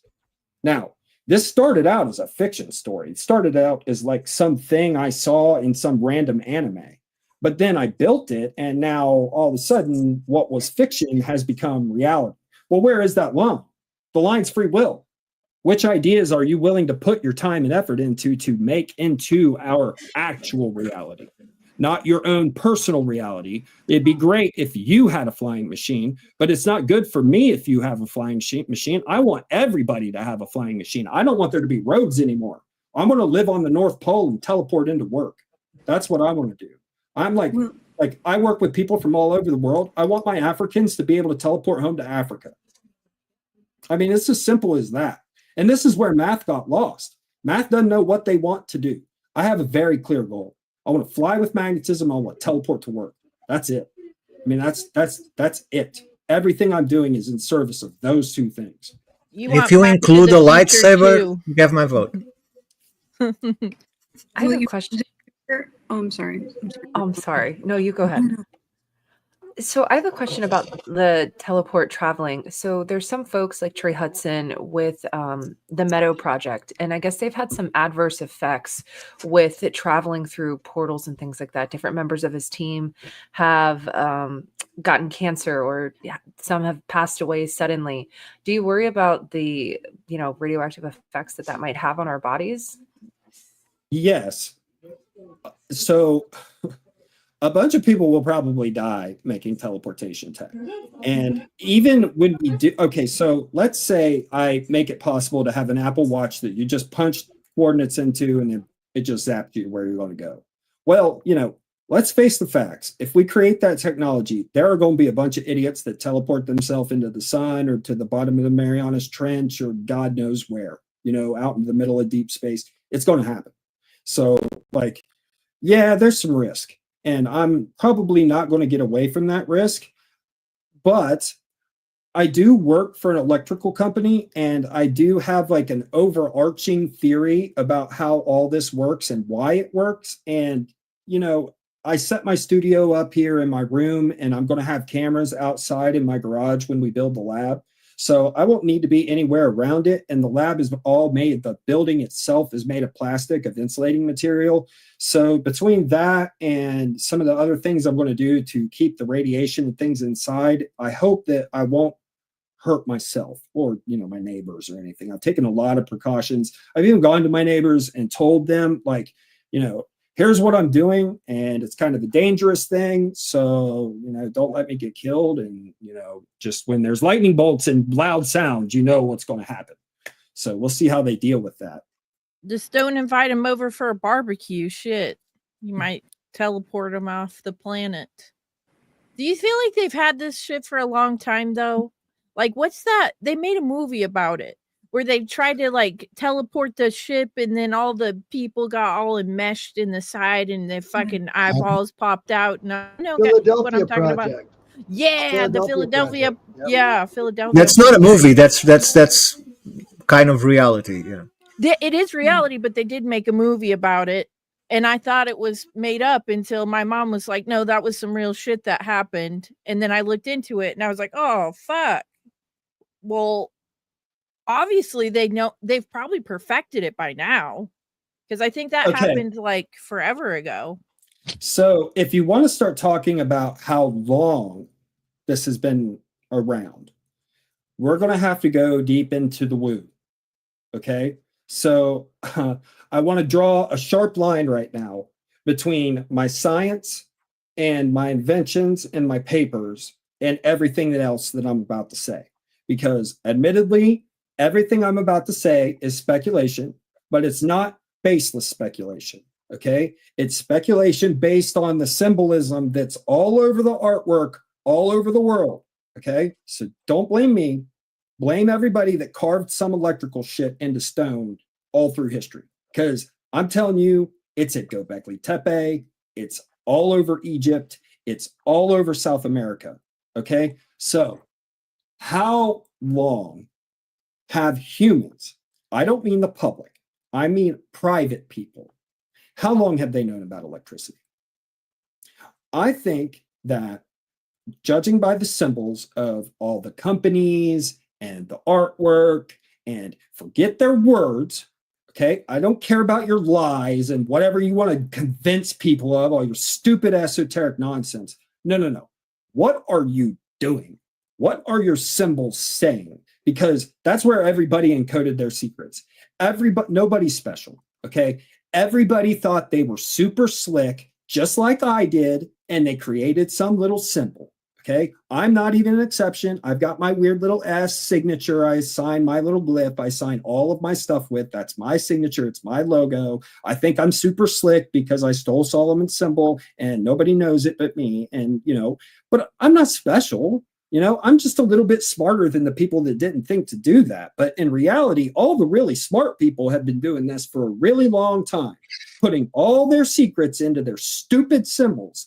And, this is going to be their undoing, okay? Because when people start figuring out static electricity, all of a sudden these symbols are going to become very clear. Now, let me teach you something really interesting about symbology, okay? There are 3 things you need to do to every symbol when you encounter one, okay? First thing you need to do is find every balance point of the symbol. If you could manipulate this symbol in the real world, how could you set it where it balances on a point that you could spin it on? And then balance it on the point and spin it at a couple thousand RPM in your head with your mind, okay? And as you're spinning it, look for the shapes that are created by the spinning symbol, not just the symbol itself, but the shape it makes when it's spun. Because a lot of times, what happens is you get a different symbol when you spin the symbol than the symbol itself. And that is the first layer of occultic bullshit that they put over top of it, okay? Now we're going into magic, okay? This is magic. What is magic? Magic is bending will to your desire, okay? Magic is all about getting people to do stuff, whether against their will or not. And this is where the 4 kinds of magic come from. The 4 kinds of magic are very easy to explain. You have black magic, which is making people do things that are bad for them against their will. Then you have red magic. That's making people do bad things, but with their own free will.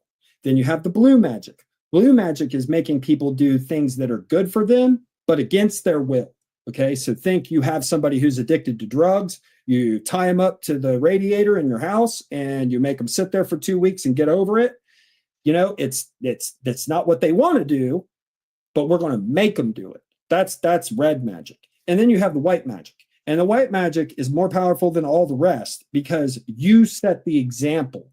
You use yourself as what you want everybody else to do, and then you ask them to mimic you in a recursive manner, and then we all grow together.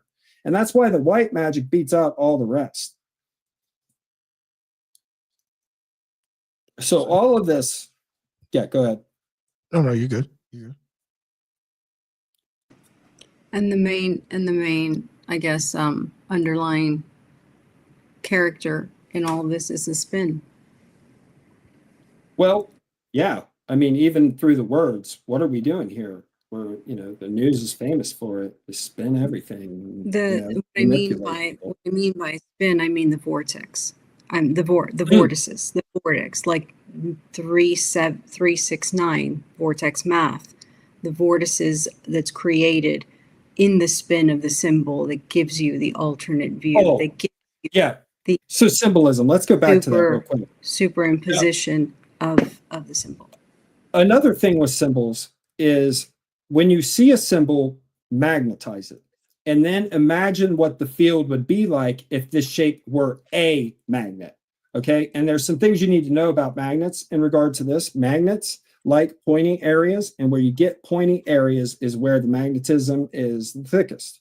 Okay. So once you can spin it in your head and you can magnetize it in your head, visualize the field as you spin it and manipulate it. And if you do these three things, a lot of the symbols in history seem to look like someone knew about magnets, because when you magnetize them, they do weird things as magnets.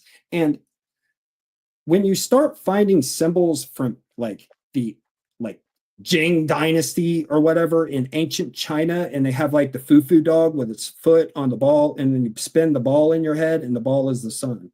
I mean, it's like, hang on a minute. And then like we've got all of these, like the Ankh has perfect little spots to put positive and negative polarities. And if you charged up the Ankh, it would make into a magnet with a field that's unlike anything else. So then you start asking yourself, okay, if there have been people that knew about electricity and were hiding it in their symbols all along, when did we lose electricity? Because supposedly in 800 AD, something called the Dark Ages happened. And, if you look at like, why was it the Dark Ages? I mean, I know they have like all their excuses about everything, but honestly, I think it's because someone flicked the lights off. And I think this has happened multiple times through history. Some group of people, okay? And now remember, we're not talking about my inventions. This is speculation based on my research of symbols, okay? People have known about electricity all along. And that means that some group somewhere is turning lights on us every now and then.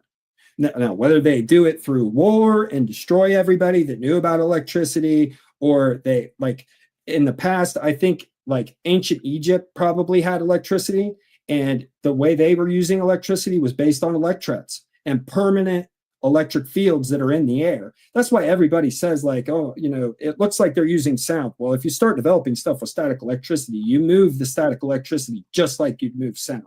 So of course it looks like they were using sound, but it's not. It's static electricity, and the cavities and everything give it away.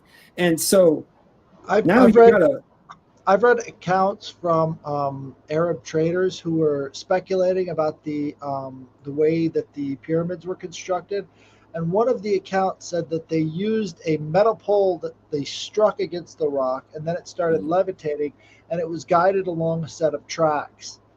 So, I mean, all of these factors together sound a lot like acoustics and magnetics. And static electricity would love such a thing. Like you get this charged up, bunch of plates, and then you strike it. And what you're doing by striking is you're just vibrating it. And like take your Xbox controller and put it on the table and let it vibrate, and it'll move around the table. You can move stones exactly the same way. Although, I've got a paper that's getting ready to come out about the primer fields. So if you don't know, the primer fields is kind of like the test of the electric universe theory. All right. And what they did was the videos are very complicated. So if you watch them, there's a really complicated piece of it where they have these bowls, and the bowls are shaped like an oculus you see in these buildings with the hole in the center. Okay. So it's a bowl and it's got a hole in the bottom of it. And what this does is it creates a shadow in the magnetism. Okay. And this isn't the first place I encountered this, actually. There's a guy called Super Magnet Man on YouTube. He's got an old channel that's got some pretty old videos on it, but in one of them, he goes over making magnets, and they have this disc magnet, and it's had something dribbled on it. Okay. And what they do is they take a jar like this, a little cup, and they put it on top of the magnet. And everywhere that there is a drop, the particles inside the oil avoid the drop. Okay. And this is happening the same way that white light works. So when you do projection, if you throw a circle of white here and then throw a bigger circle behind it that's a brighter white, the smaller circle would become black. Okay. And the same thing is happening with the magnet with the dribbles on it. There's a spot of low magnetism that shines through the field. Okay. And this is like why Egypt has all these structures that have what appears to be stencils stamped into the face of it.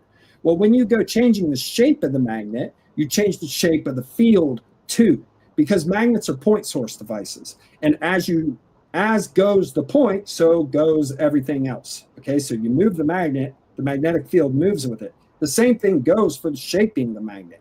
If I add more and more poles to the magnet, or more and more magnets to my length of magnets, all of a sudden the poles get further and further away, and we have more neutral zone in the middle where we can do things with it, or possibly create things like monopoles, where like my making electricity with the spin lab, I'm going to just put the south face out and let it interact with stuff. This is how we start making the monopole stuff. And this thing, I mean, you could argue in a way this is a monopole, because everything in the middle of here is south pole, and then there's a bubble in a triangular shape that's made by the overlapping of these three. And you can tell it's a triangle because the cavity made by the three magnets is a triangle. And as goes the point, so goes the source. See how this works? You point source devices emanate the thing based on what they're made out of. And this goes into how is it that magnets have permanent magnetic fields? Let me submit an idea to you. Let's say we have a rod of iron, okay? It's not a magnet yet. It's just a rod of iron. Now, we take a magnet and we stick it to it, and now everything inside the piece of iron aligns, okay? That's polarization of the material, all right? Now, what you do when you make a permanent magnet is you align it like that so that it becomes a magnet, and then you hit it with this big pulse of electricity. Now, why? What is that pulse of electricity doing? It's setting the polarization in the material through a weld. I mean, it's literally welding it in that shape, the metal of the iron. It's welded in this polarized shape. And as long as that weld holds, you get this field that's created. And the field created is based on the properties of the material you polarize. This is why we get electrets, okay? Electrets work the same way, just a little bit different. You're making some plastic molten so that it's, goopy and it can be, re-messed with. Then you expose it to this huge magnetic and electric field, and it polarizes the plastic, just like the iron was polarized for the magnetic. Except since plastic is a dielectric and we use it as an insulator, insulators reflect electricity, and so you get a field correspondent with the property of the material that you polarized, e.g. an electric field. And that's why we use insulators as insulators, is because electricity reflects electricity. And so it's real great to keep in all that electric field, see? And science has this all wrong. If you ask science about how magnets and electrets are created, oh my God, it's insane. Like, just give up, because it's nonsense. William, one thing, and I don't mean to ask another follow-up question, but two things. The device that you keep showing, it reminds me of two triangles superimposed upon each other, and you brought up the name Solomon earlier, so just thought I'd throw that out there. The other thing was that, what say you about the Einstein-Rosen bridge? 100% real. It just doesn't work the way they think it does. So let's talk about portals for a little bit and teleportation, because I really like Ashton. I know people hate Ashton, and it was always going to come up, so let's just get it out of the way. I really like Ashton on a personal level, although I don't talk to him very often. We've spoken a couple times. I saw him at the Cosmic Summit. He said hi and shake my hand. That's really all we talk. Okay. But my content goes very nicely with Ashton's content, because a lot of what I'm doing is invention, and like a lot of my papers are reverse engineering papers. I've discovered it's really hard to to practice reverse engineering, because most everybody knows about what everything is. What are you going to practice reverse engineering when everything has an instruction manual? So the MH370 orbs were like the best canvas for this theory of static electricity and how we can use it to invent real things, and not just invent them, but interpret them. So Ashton's content goes like it's kind of like a prerequisite class if you want to come and take the advanced class with me. If you want to know like how the stuff is really working and how we're going to make it like into real inventions, then you start with Ashton and you get your feet wet, and then you come over here, and it's kind of it's been really great. Okay, so I went kind of viral the other day because I was screaming at the CIA about making those stupid videos, and so I wrote a paper about teleportation, and basically the idea goes like this: frequency is location. Now that's a weird idea at first, but hear me out. In the paper, I used the example from the old Stargate movie. Okay, in the movie they talk about how if you want to locate any place in 3D space, you need 7 other reference points to figure out how we're going to get to this one. So you need 1 north and south, east and west, front and back. And then if each of these are an emitter, okay, like say they're each putting out light, there's an intersection point at the middle of all 3 where there's an interference pattern created by the inputs of these 7 emitters, right? We can then mathematically make an area of that space, okay? So you could make it, any shape you want, a great big cube or a sphere, whatever you want, okay? But we're going to measure out some volume of space, and then we're going to recreate the same frequency that's going on there over here. And I think what happens when you do this is you entangle the two, all right? And this goes back to antenna theory, which is something absolutely no one studies and is absolutely crucial if you want to teleport stuff. So why is it that the radio station is putting off a signal that you can hear instantly everywhere else?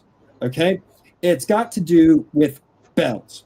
Okay, when the bell rings, everything vibrates. All right, so imagine this like tuning forks. If we have 2 tuning forks that are tuned to C, and I ring this one sympathetically rings, right? Okay, the radio station works exactly the same way. Radio station A is putting off the note A. Okay, radio station B is putting off the note B. You have this piece of metal, your antenna in your car, that you literally twist up and make into a different length. And depending on what length it is and the tension in that twist depends on what note it rings at. So when you twist it up, just like the tuning note on your guitar, when you twist up the tension on that antenna to A, all of a sudden the antenna is sympathetically ringing with the antenna at the radio station, and you hear it, radio station A. When you turn it to B, you hear radio station B. And it's just as simple as the tuning forks, okay? Radio station A is putting off a great big low octave B. And I know it's low because its bell is gigantic, and that's why it goes so far, because big waves go a long way. Then we just make a smaller tuning fork over here that also rings B, and even though they're a few octaves apart, they still sympathetically ring. And if you're in band, I play tuba. I played tuba at Vanderbilt for 6 years. I really love band. And if you've ever been in band and like a concert band and there's been a piano nearby, if everybody cuts off at the same time, like really instantly, you'll hear the piano still over there ringing. Well, it's because it doesn't matter which A you play, every A on the piano rings. So when the whole band is playing, everything on there is sympathetically ringing, and you'll hear it continue to ring if everybody cuts off picking up. Yeah, that's just harmonics. Yeah. Right. William, is so, that the same concept as the Die Glock or the Wonder Waffle? That Die Glocke thing, whatever they were doing with that was super dangerous. And I don't think it time traveled. I don't think time is real. I think that time's just a measure. It's effectively exactly the same thing as distance. Time is. So there's not really time, but if they were trying to screw with time, every mathematical theory about how you would do so is basically like, we're going to make a cavity, fill it with static electricity, and then do some weird thing with shape and like differential pull to get the time to, or the space to bend, and that will wrap the time around in a weird way. Well, stop thinking about it as time and just focus on the static electric part. If you go charging up some great big metal structure and spinning it around, if it hits anything of the opposite polarity, it's going to make a great big arc flash. And that's like, man, that thing must have been like mega super dangerous. But, you know, spin is a great way to make frequency. And, you know, if you think back to the antennas, how different is it to say that they aren't just ringing the same, they're actually inhabiting sort of the same space when they hit the same frequency. That's why you all of a sudden hear the radio station and what's going on there. It's because you have this little piece that's effectively at the radio station.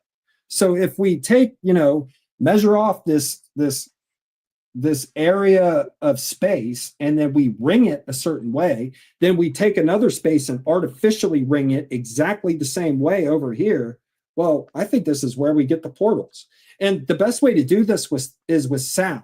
So gates are like, for a long time, I puzzled about why all of these ancient cultures are constantly talking about gateways. And like in Japan, you get these huge like gateways that go to nowhere, the Arch in St. Louis, you know, you get these gates that for all intents and purposes don't do anything. Well, I think the false door. You have the false doors too. Trinket temples, yeah. They've got so many false gateways. Mm-hmm. Mm-hmm. So for the way I cracked this was I started trying to think about what could I use these gates for? Like, I don't know what they were used for in the past, but maybe I could use them as a piece of technology now. Okay. So I was trying to puzzle out like, well, okay, if frequency is the same thing as location, we could use a choir, right? And we could ring with our voices, all right? But what we would need to do is we need to make a plane like the surface of your phone, right? And now our area of space isn't an area, it's a simple 2D plane, right? And now you ring that, okay? And it would literally open up a window between the 2 points, just the same way your antenna is, except we're not doing it with the antenna, we're doing it with the potential of the electricity in the universe. And, you know, the old TVs that had the static whenever you move the bunny ears around, this is exactly what they did. I mean, all they did was take the static inside the tube in the TV and order it. And when it ordered, all of a sudden you got a picture. And, you know, all we're doing here is ordering the potential of the universe to mimic 2 places at once. I defend that. Great. I defend that the portals. I think that Stargate give us the idea of the concept, but then diverts our attention to not to what makes it work.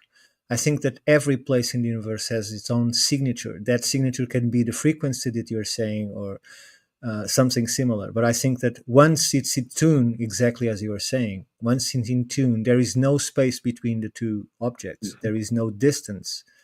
That's how you can go instantly from one place to the other. That's why most likely you have these historical figures like Saint-Germain that happen to enter within the buildings without going from the front door. No one knows how he got in there. So there is someone that still knew how these things work, be that perhaps it's just a tunnel, but it could be portals. We don't know. So I would defend that, yeah, you are right on the money in terms of how to construct a portal. But I don't think it depends on some danger to the user in this case, because the technology is centered on what is opening the gate and not in the person that is transporting to the other side. Because there is no transporting, there is no other side. It is there. right there. So, do you know the first rule of wormholes? Yes. It's kind of like the don't drop the soap of jail. You can't touch the edge. Exactly. Okay? If you go through the portal, you're fine, as long as you stay right in the middle, like the fish in the stream. But if you come Exactly. outside of that zone, You're lost. weird things are going to happen. Yeah, You know, you're like lost. the Philadelphia experiment we brought up Exactly. earlier. You know, I was looking at something about the Philadelphia experiment, and they showed the field that this thing would have thrown off, the size of it, and it fell just short of the length of the boat. And that is really bad in my theory, because basically what you've done is okay, my experiment with the spinning mirror, and then the donut of light comes off of it, and then you get this area where when I put it on my camera, the camera glitches and wigs out because the light is spinning too much. Well, now you've charged up the whole entire sides of the ship, and now if anybody touches it, it's going to be like wiggly and weird and kind of between states, like Hutchinson's metal that had the fingerprint pushed into it. Basically, what happened there, he charged it up too much with static electricity and it got soft. Or you could call it light if you wanted to, but it's just, you know, it's not light because it's not lit up, but it's still the same stuff as light. We just call it static electricity. It's just the light doing stuff while it's not lit up. So would that be the event horizon?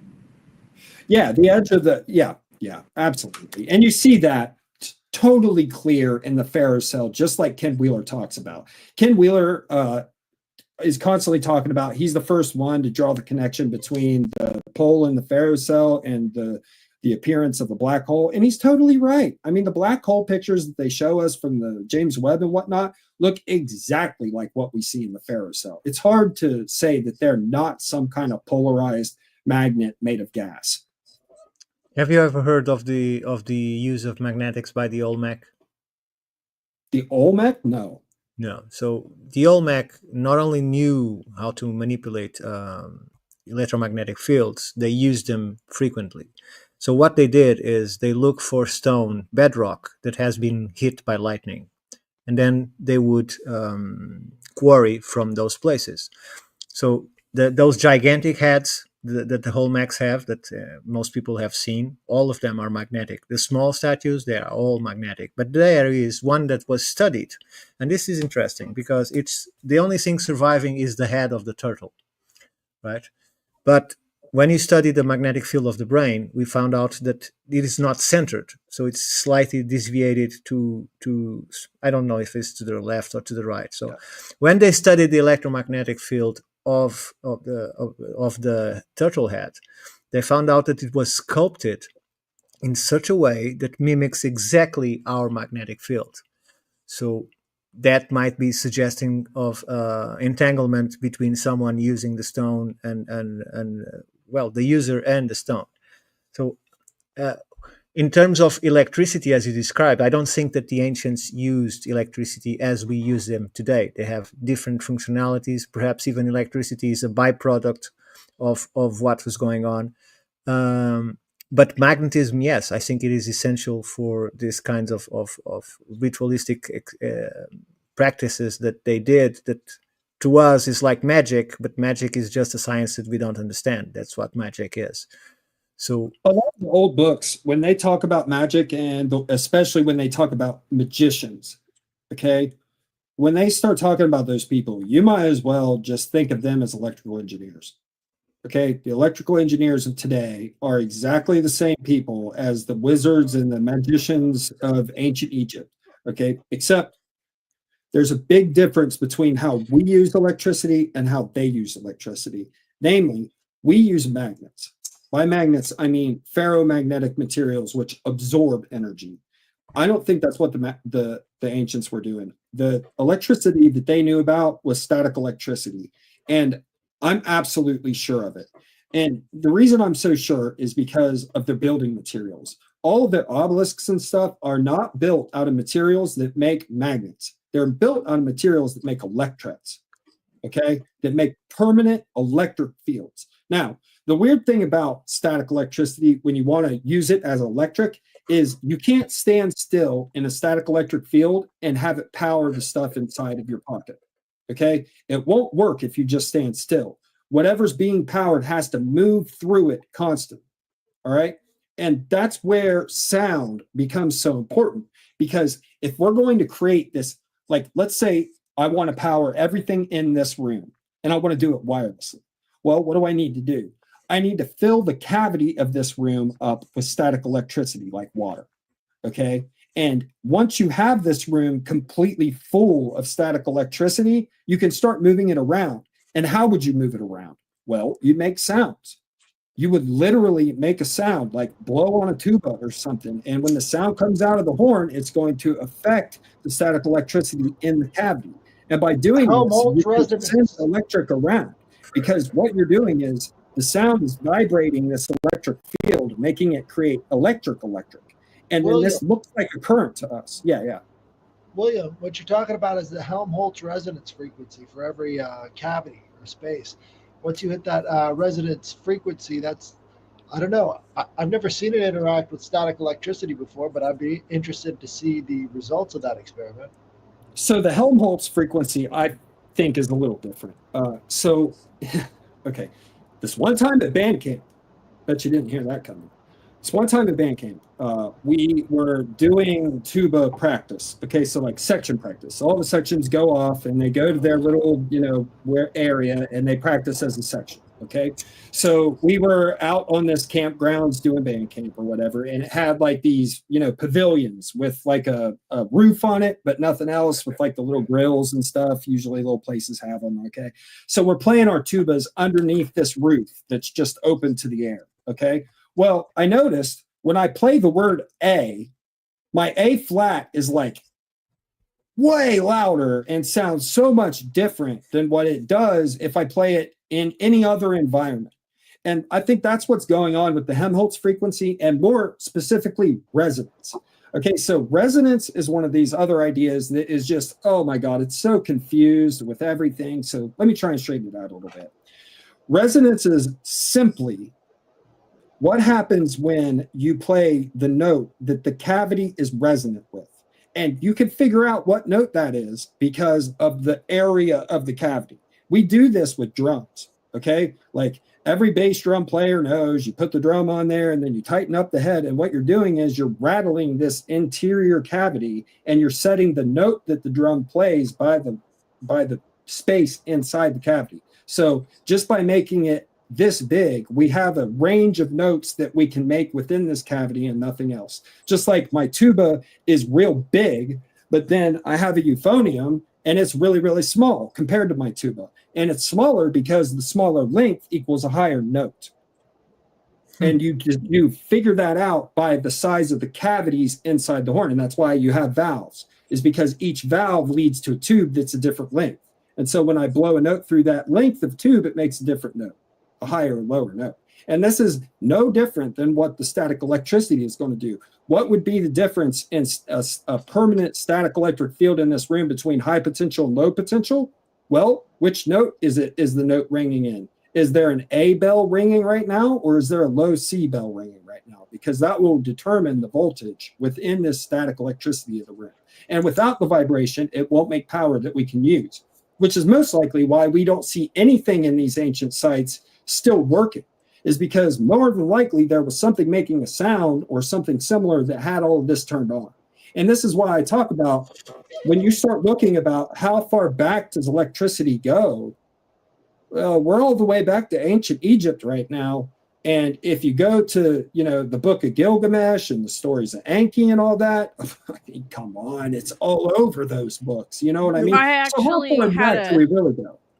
I had a question for you on that. Actually, I'm glad you brought that back up, because I was going to ask you if, at least for me, I wonder if some of these ancient civilizations kind of like fucked around and found out, because you hear about like the Mayans. There was a civilization that inhabited an area near like the Hoover Dam. And then there was another civilization in Tibet, and they all just disappeared overnight. Nobody saw them again. They're fucking wiped off the face of the earth. What happened to them, we'll never know. But it's like, maybe they didn't even understand what they were doing. So it kind of scares me for like, I still don't know if we have it figured out now, but I can tell you there was not a Southwest Airlines back then. And I feel like we'll never get the portal technology because it's so lucrative transportation, you know, What if that's what planes, they did? cars. They just walked down the portal and said, "See ya, losers." Right, Out of maybe, here. but where'd they go though? Another dimension, another timeline, another, you know, it makes me wonder if they were like, well, look at us, we got it figured out. And the fucking Mayans, it was like, bye bitches, they're gone.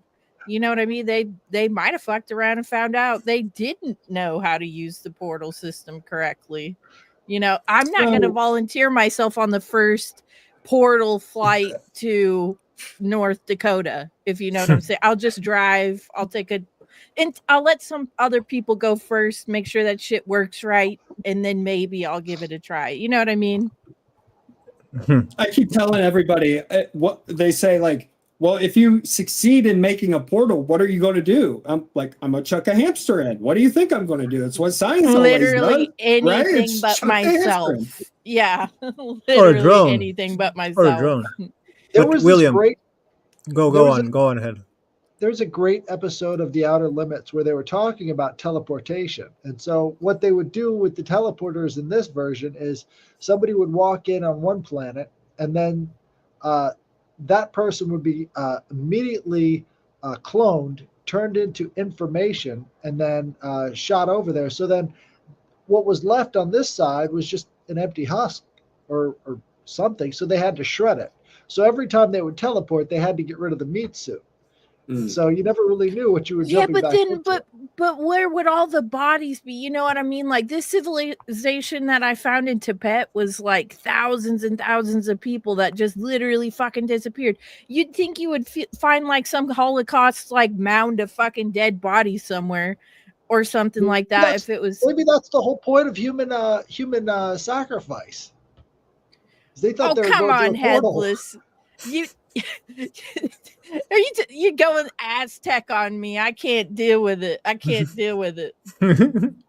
William, one thing for you. You're talking about the necessary of resonance and the necessary of vibration. So if you look at the megalithic world, they are systematically built on top of fault lines with underground waterways.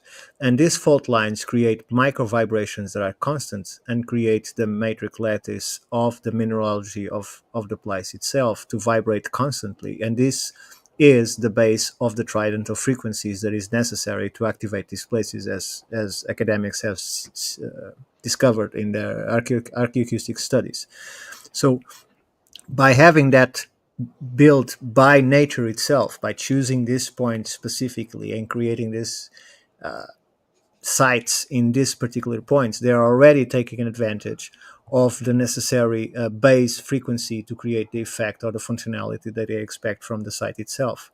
So you already have that first problem solved by the micro vibrations created by these fault lines and by the movement of underground water ways that they do. And they are almost always built on curves of rivers. So it's always where the river bends, where there is more kinetic energy or whatever it is, because I don't know. That's the places that they choose. So yeah, what you're saying makes sense because that's how they build this set. When you say that, the first thing that pops up in my head is the thing you were talking about earlier with the guy that stands on one side and is taller than on the other side. Yeah. Why would you put it on the side of the river while you're right on the edge of that whirlpool? And the same thing is happening. And there's one side of it that's just more important than the other. It's like there's a quadrants for all of them. And, even in our math, we say, well, this quadrant down here is all the bad stuff. This is the negative thing. Well, sure. More than likely with the static electric fields, angle all of a sudden becomes really important with this magnetic stuff because if you polarize something and you want to steer with it, all of a sudden you have to I know how to say this. Okay, so you were talking about how in the brain there was magnetism and it was off to one side. Yes. Well, it has to be because you're not going to when the magnets come together, they don't come toward the center. They kind of you get around the edge of the the a little twist, a little bit, right? That little twist, and because of it, you get that offset. You know what I mean? So, we're back on ley lines again, and so do you know about Jormungandr. I call it Jormungandr because it behaves like a snake. Okay, except what it really is it's a current of electricity that goes underneath the ground, and it goes opposite to the sunrise to the sunset. Okay, so the sun rises over here. As it moves this way, an electrical current is going under the ground in the opposite direction. Okay, and it's caused by the light dark line. All right, there's a spot where there's the dusk line on the Earth, and as it moves, there's a potential gradient that's changing. Okay, and because of that, you get this current of electricity that goes against it and wraps the planet. Well, that thing gets charged up. Okay, so like if we have a lot of solar flares and stuff, every time we have one and we get that solar wind, everything inside the Earth is getting charged up more and more. And as Jormungandr goes around the Earth, he has to scrub off this electricity. And to do that, what he does is he grounds to things. Okay, so some good targets are oil wells because they're made of a steel pipe that goes miles underground. Well, that steel pipe is a great big ground. And so when Jormungandr comes running by, he'll scrub off a little electricity, just zap. You know what I mean? And it's everywhere it goes, it's zapping everything it can because it's trying to scrub off this electricity. But sometimes it tries to search through a place where there is no ground, or it hits something that breaks. Okay, so sometimes it'll hit like some piece of iron underneath the Earth that's buried in some huge rock. And when that rock splits, we get a humongous earthquake. Well, that's not the only thing it can cause. Sometimes it comes out through the lip of a volcano. And when that happens, you get this cloud ground lightning that we've all seen that comes right out of the top of the volcano. That's literally what's causing the eruptions. Is you get Jormungandr come through there, and he's got so much power, and there's nothing around to ground to, that the only place it can go is up and out into the sky through space. Because you don't actually have to ground it. All you have to do is send it through enough space, because space is the inverse of energy. It's like a shadow. If you make an explosion, the explosion's real powerful close, but as it travels through the space, the energy comes off the further you get away from the source of the explosion. And, it's like that through everything, because space is the shadow of the energy. It's the inverse of it. If energy is like Kool-Aid made with 2 packets and 20 pounds of sugar, then, the other side is all water. It's just space. And if you get too much energy, you can either ground it into something that absorbs it, like iron or any kind of magnetic material, because when you polarize it, what's going on? It's sucking in the static electricity in your environment. And that suction through the polarization of the material is causing a whirlpool at the poles. And if you stick if you stick something magnetic inside that whirlpool, anything inside the whirlpool gets moved toward the small end. And you know this because just pop the plug on your tub, stick your finger in the middle of the whirlpool, and you'll feel it get pulled down. Sure. I mean, that's exactly what inertia is. Sure. What do you think about the whole space is plasma theory? Do you think like it's a vacuum, or you think it's... No, it's all filled up with static electricity. Okay. Everywhere. I mean, we have like the Boötes void. Okay, have you ever heard that word, the Boötes void? It's a great big area in the cosmos where there's just nothing. Okay, it's just like this tons and tons of light years long void of absolute nothingness. Well, there's probably not like a lot of a static electric there, but what there is potential. You know what I mean? There's like, since there's no energy, all of a sudden energy created there moves super freely. So it's always this trade-off between the path of least resistance and where we can create it at, and how fast and hard we want to push through the material in the first place. Because like, what is inertia? When you get in your car and you hit the gas pedal and you get set back in your chair, what is that? Well, you're a bag of conductive materials. And as you push through this magnetic field, you get electrical resistance, just like the magnet and the copper pipe. When you put the magnet through the copper pipe, it falls slower, right? Well, that's because there's electricity being created on the pipe itself, and then there's electrical resistance that's created. And you feel the same thing whenever the electricity is created by your body when you accelerate through it super fast.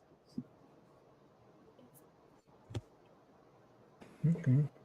Now, me and Mike McCulloch have a battle about this because he thinks I'm very wrong, but we won't go into that.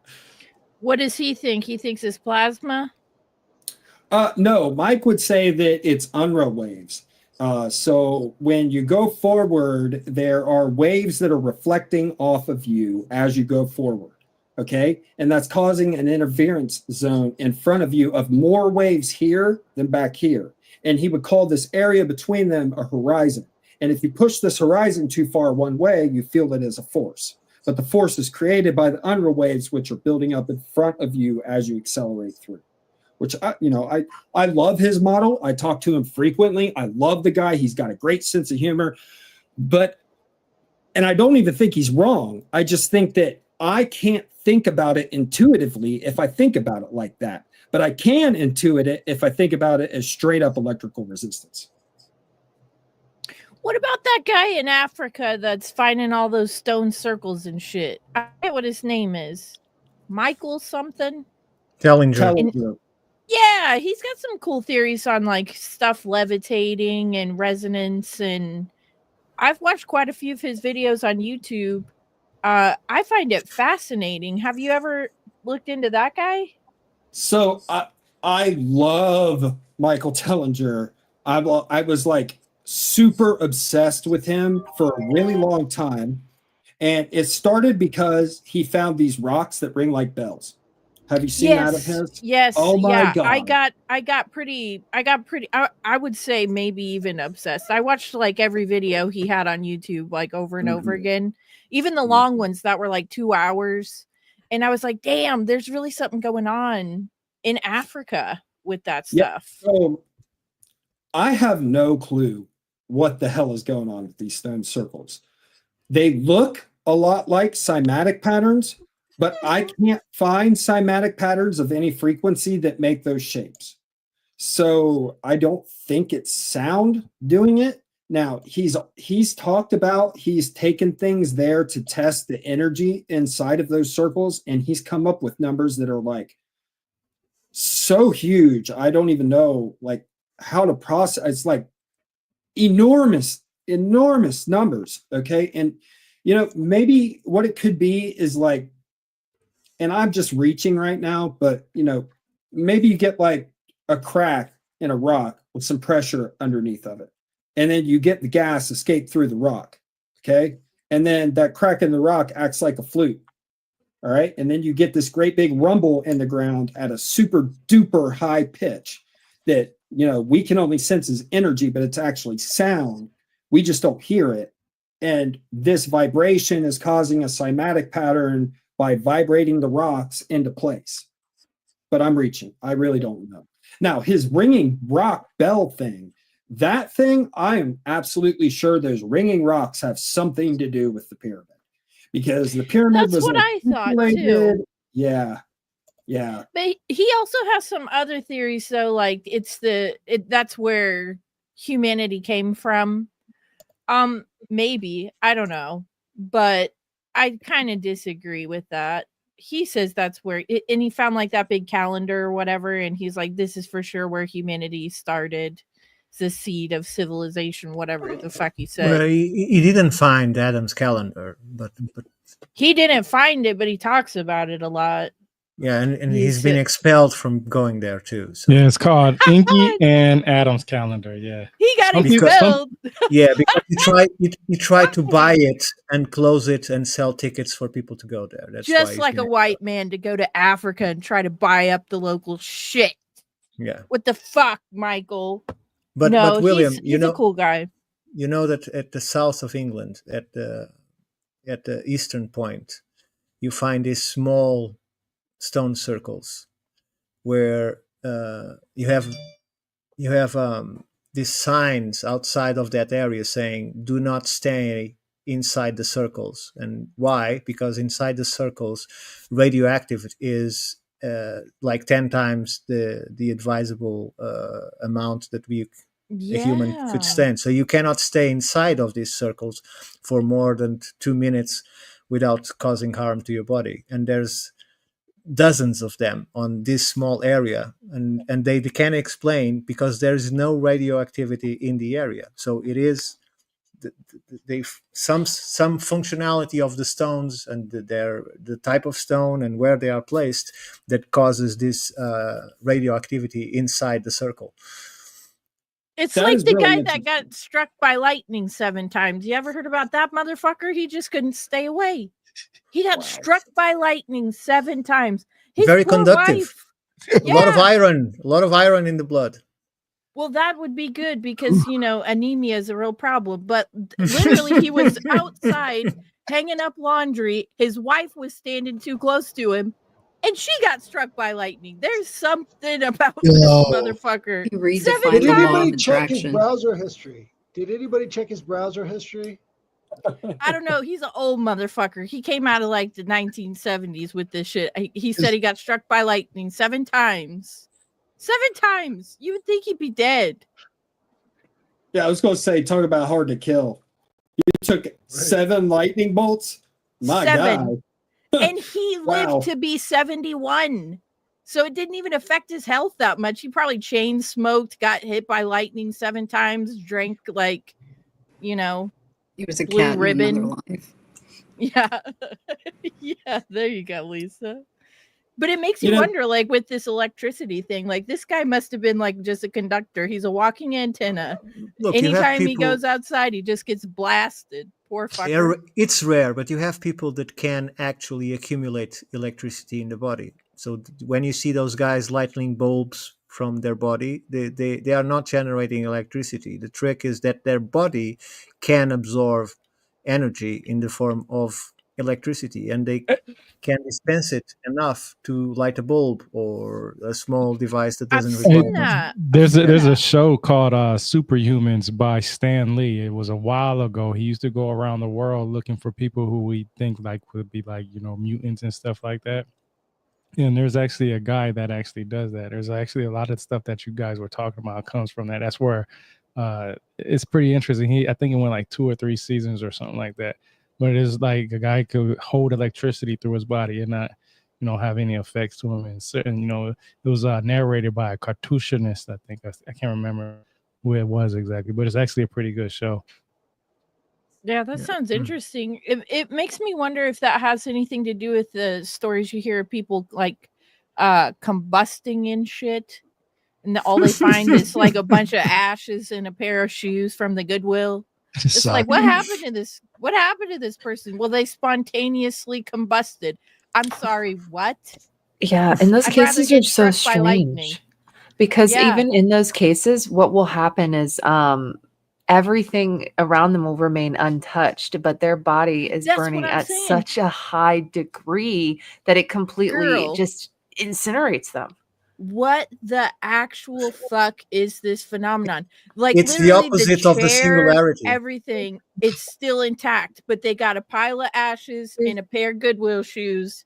Old lady's dead, cooked, toasted, burnt up.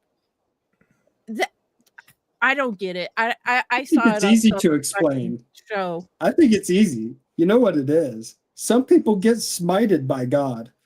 That's true. I'm with William on that. I will actually take this spiritual high road here and say they probably did some shit they wouldn't having no business doing, and they got roasted. I will go with that. It's the male version of menopause. The guy that got hit by lightning.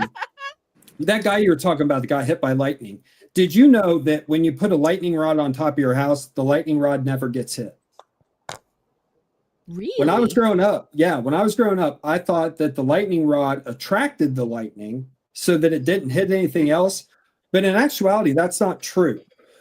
What's going on is what you don't see with a lightning strike is that there are actually 2 counter-rotating pieces of static electric buildup that are coming toward each other.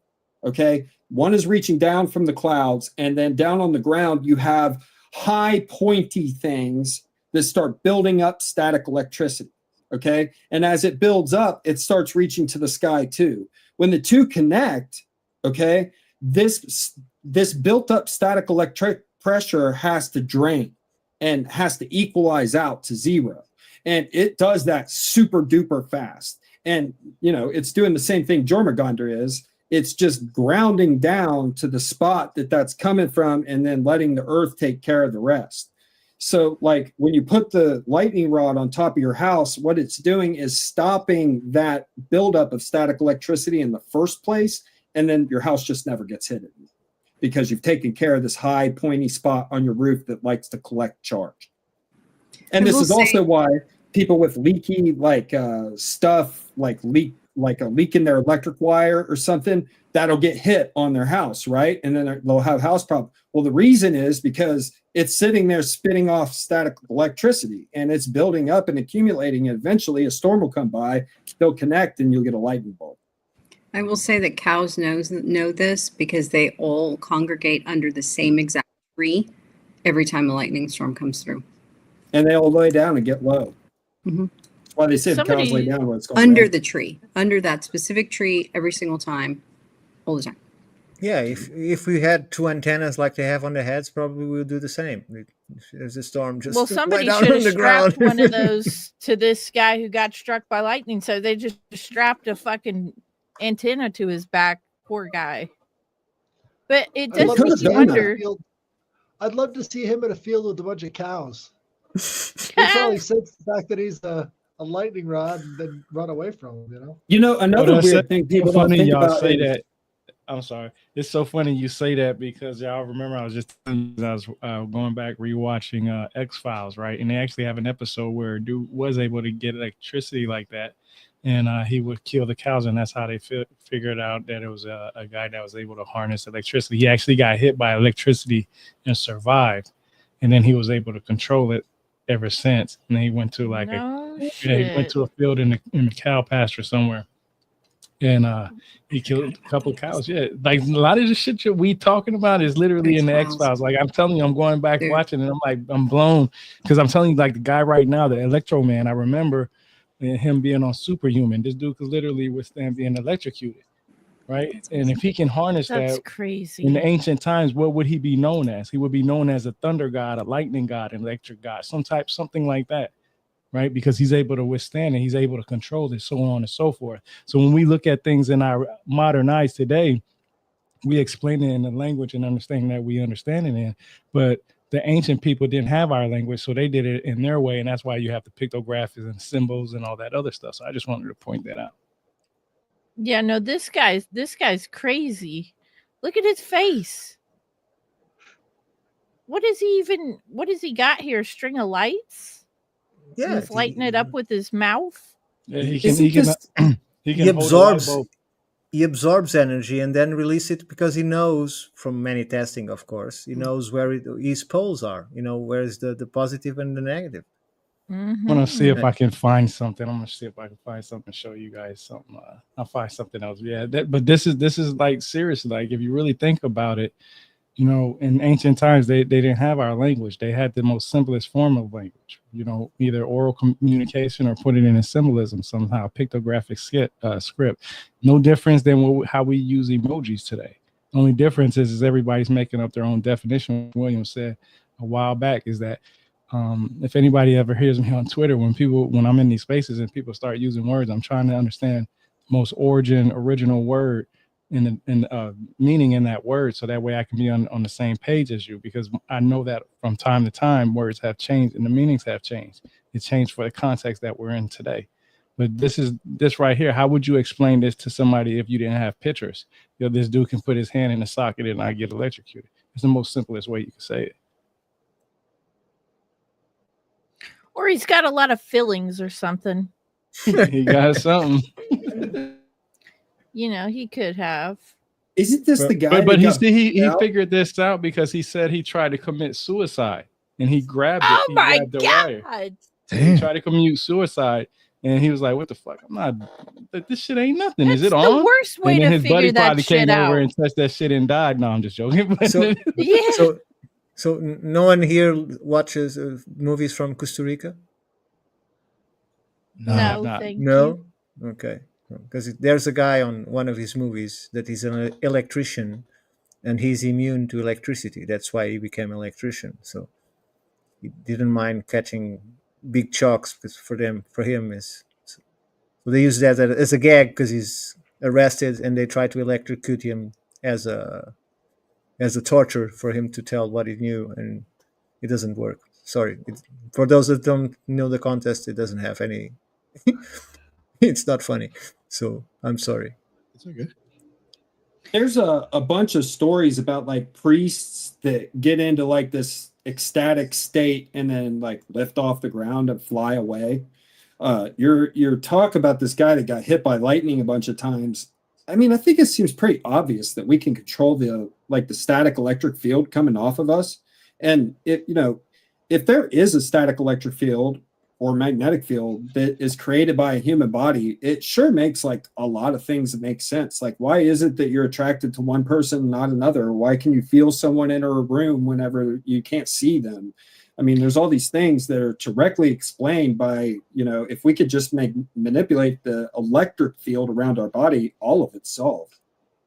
I was actually going to ask you about that earlier, William, what your thoughts on that was, because it is so true. Like, people have magnetic attraction towards certain people and not others. Not that somebody's a bad person. It's just like maybe you're not like magnetically supposed to be together. I don't know. But it does make me also, like I said earlier, believe more in the terrain theory, that if you're in somebody's, let's just say, their energy field, if they're sick, you'll feel sick. If they're an asshole, maybe you'll pick up on that. It's like if you ever met somebody and you just get the creeps from them and you're like, I don't even know why, they just give me the creeps. But I don't know what your thoughts on the terrain theory are, but it's something that, I mean, I'm not going to obviously go kiss somebody with a fucking cold sore, because fuck germs too, if they're real. But the terrain theory has always interested me. So, I thought about, if you were going to control this electric field your body's producing, how would you do it? Well, how do we experience electricity whenever it's more the electricity within the bathwater and less the electricity blasting you from the light socket? Okay, well, you would experience it as things like a tickle, maybe, right? That would be like electricity dancing a little bit and making you feel a certain way. Well, if the tickle is making you feel a certain way and the tickle is electric, is the feeling too electric? Like, are the emotional states of people actually electrical states of the electrical system inside of your body? And when you wiggle it this way, you're happy, but when you wiggle it this way, you're really sad, right? And in reality, it's just the electricity in your body, making a certain frequency. And so if you're going to control the field that your body's producing, well, you do it just like magnet. You got to change the shape and the source. So maybe if we could take a certain shape, I don't know, like this or whatever, you take the certain shape and then you close your eyes and then you get yourself to feel like super ecstatic for God, or, like really, however what way, but like extremely emotionally charged. That would affect the dance of the electric in your system, and therefore it would affect the power that the electromagnet's putting out, and therefore it would affect your field, right? And then if that's how it is, maybe these attractive persons who have the magnetic personalities that everybody just loves to be around, maybe what it really is they're just in an emotionally content state that other people would like to be in.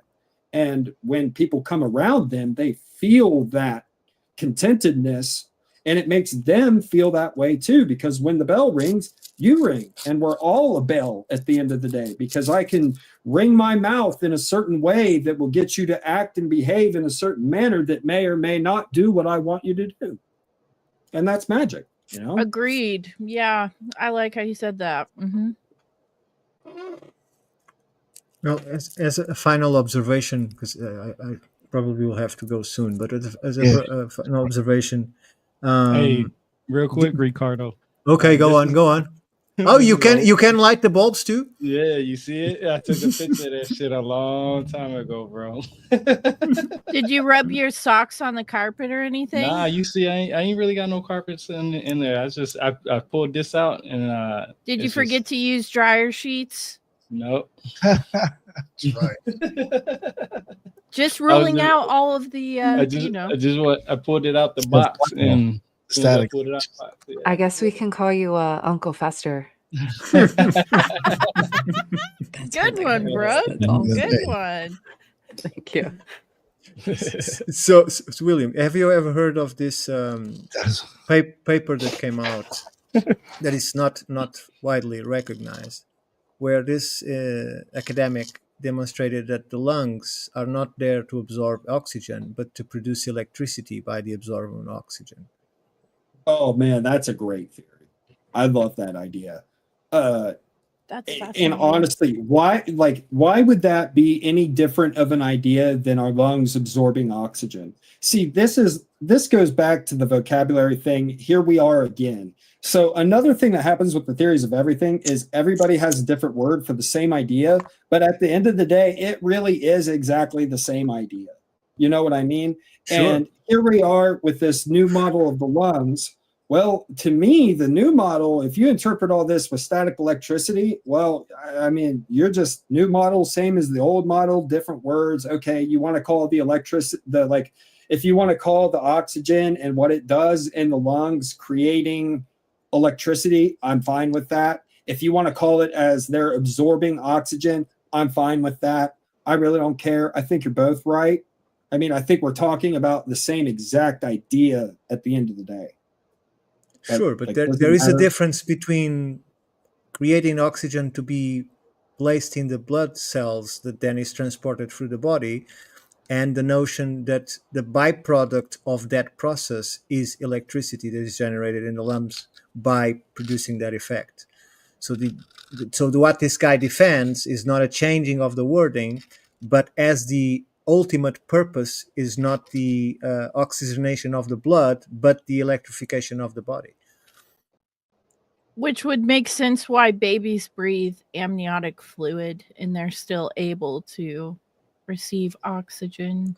Yeah, and you can also, I'm sorry for the language, you can also put an oxygen tube by your ass and you can survive for 3 or 4 minutes because your intestines can, how do you say it? I'm sorry.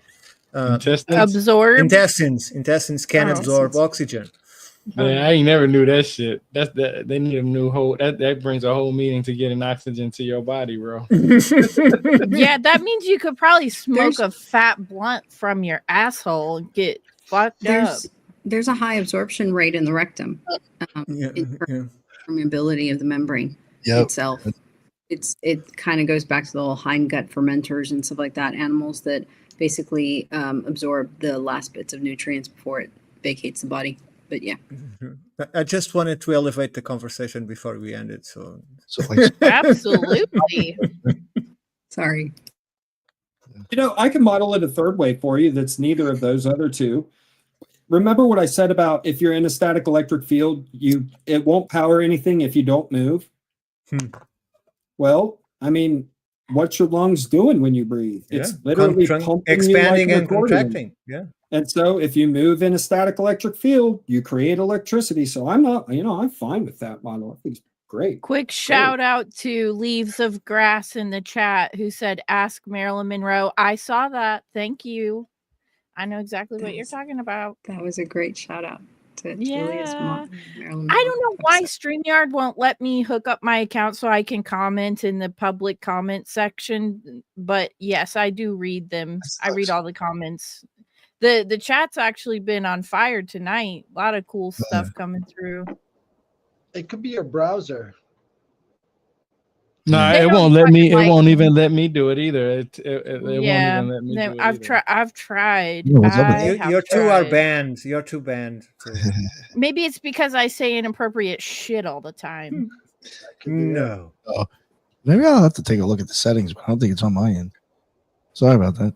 No, I think it's everybody has different settings. Because on mine, I'm streaming to X right now, and maybe X and StreamYard don't have a collaboration where you can comment.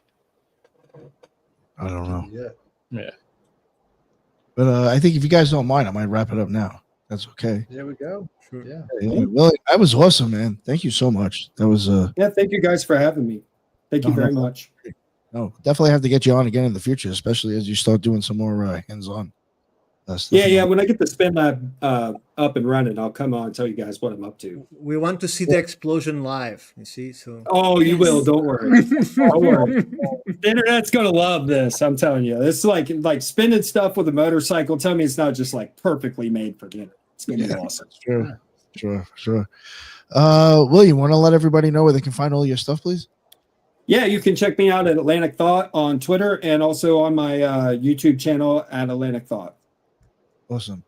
Thank you very much. Everybody, again, we got Lisa, we got Brooke, Julia, Headless Giant, Tyrone, and Ricardo.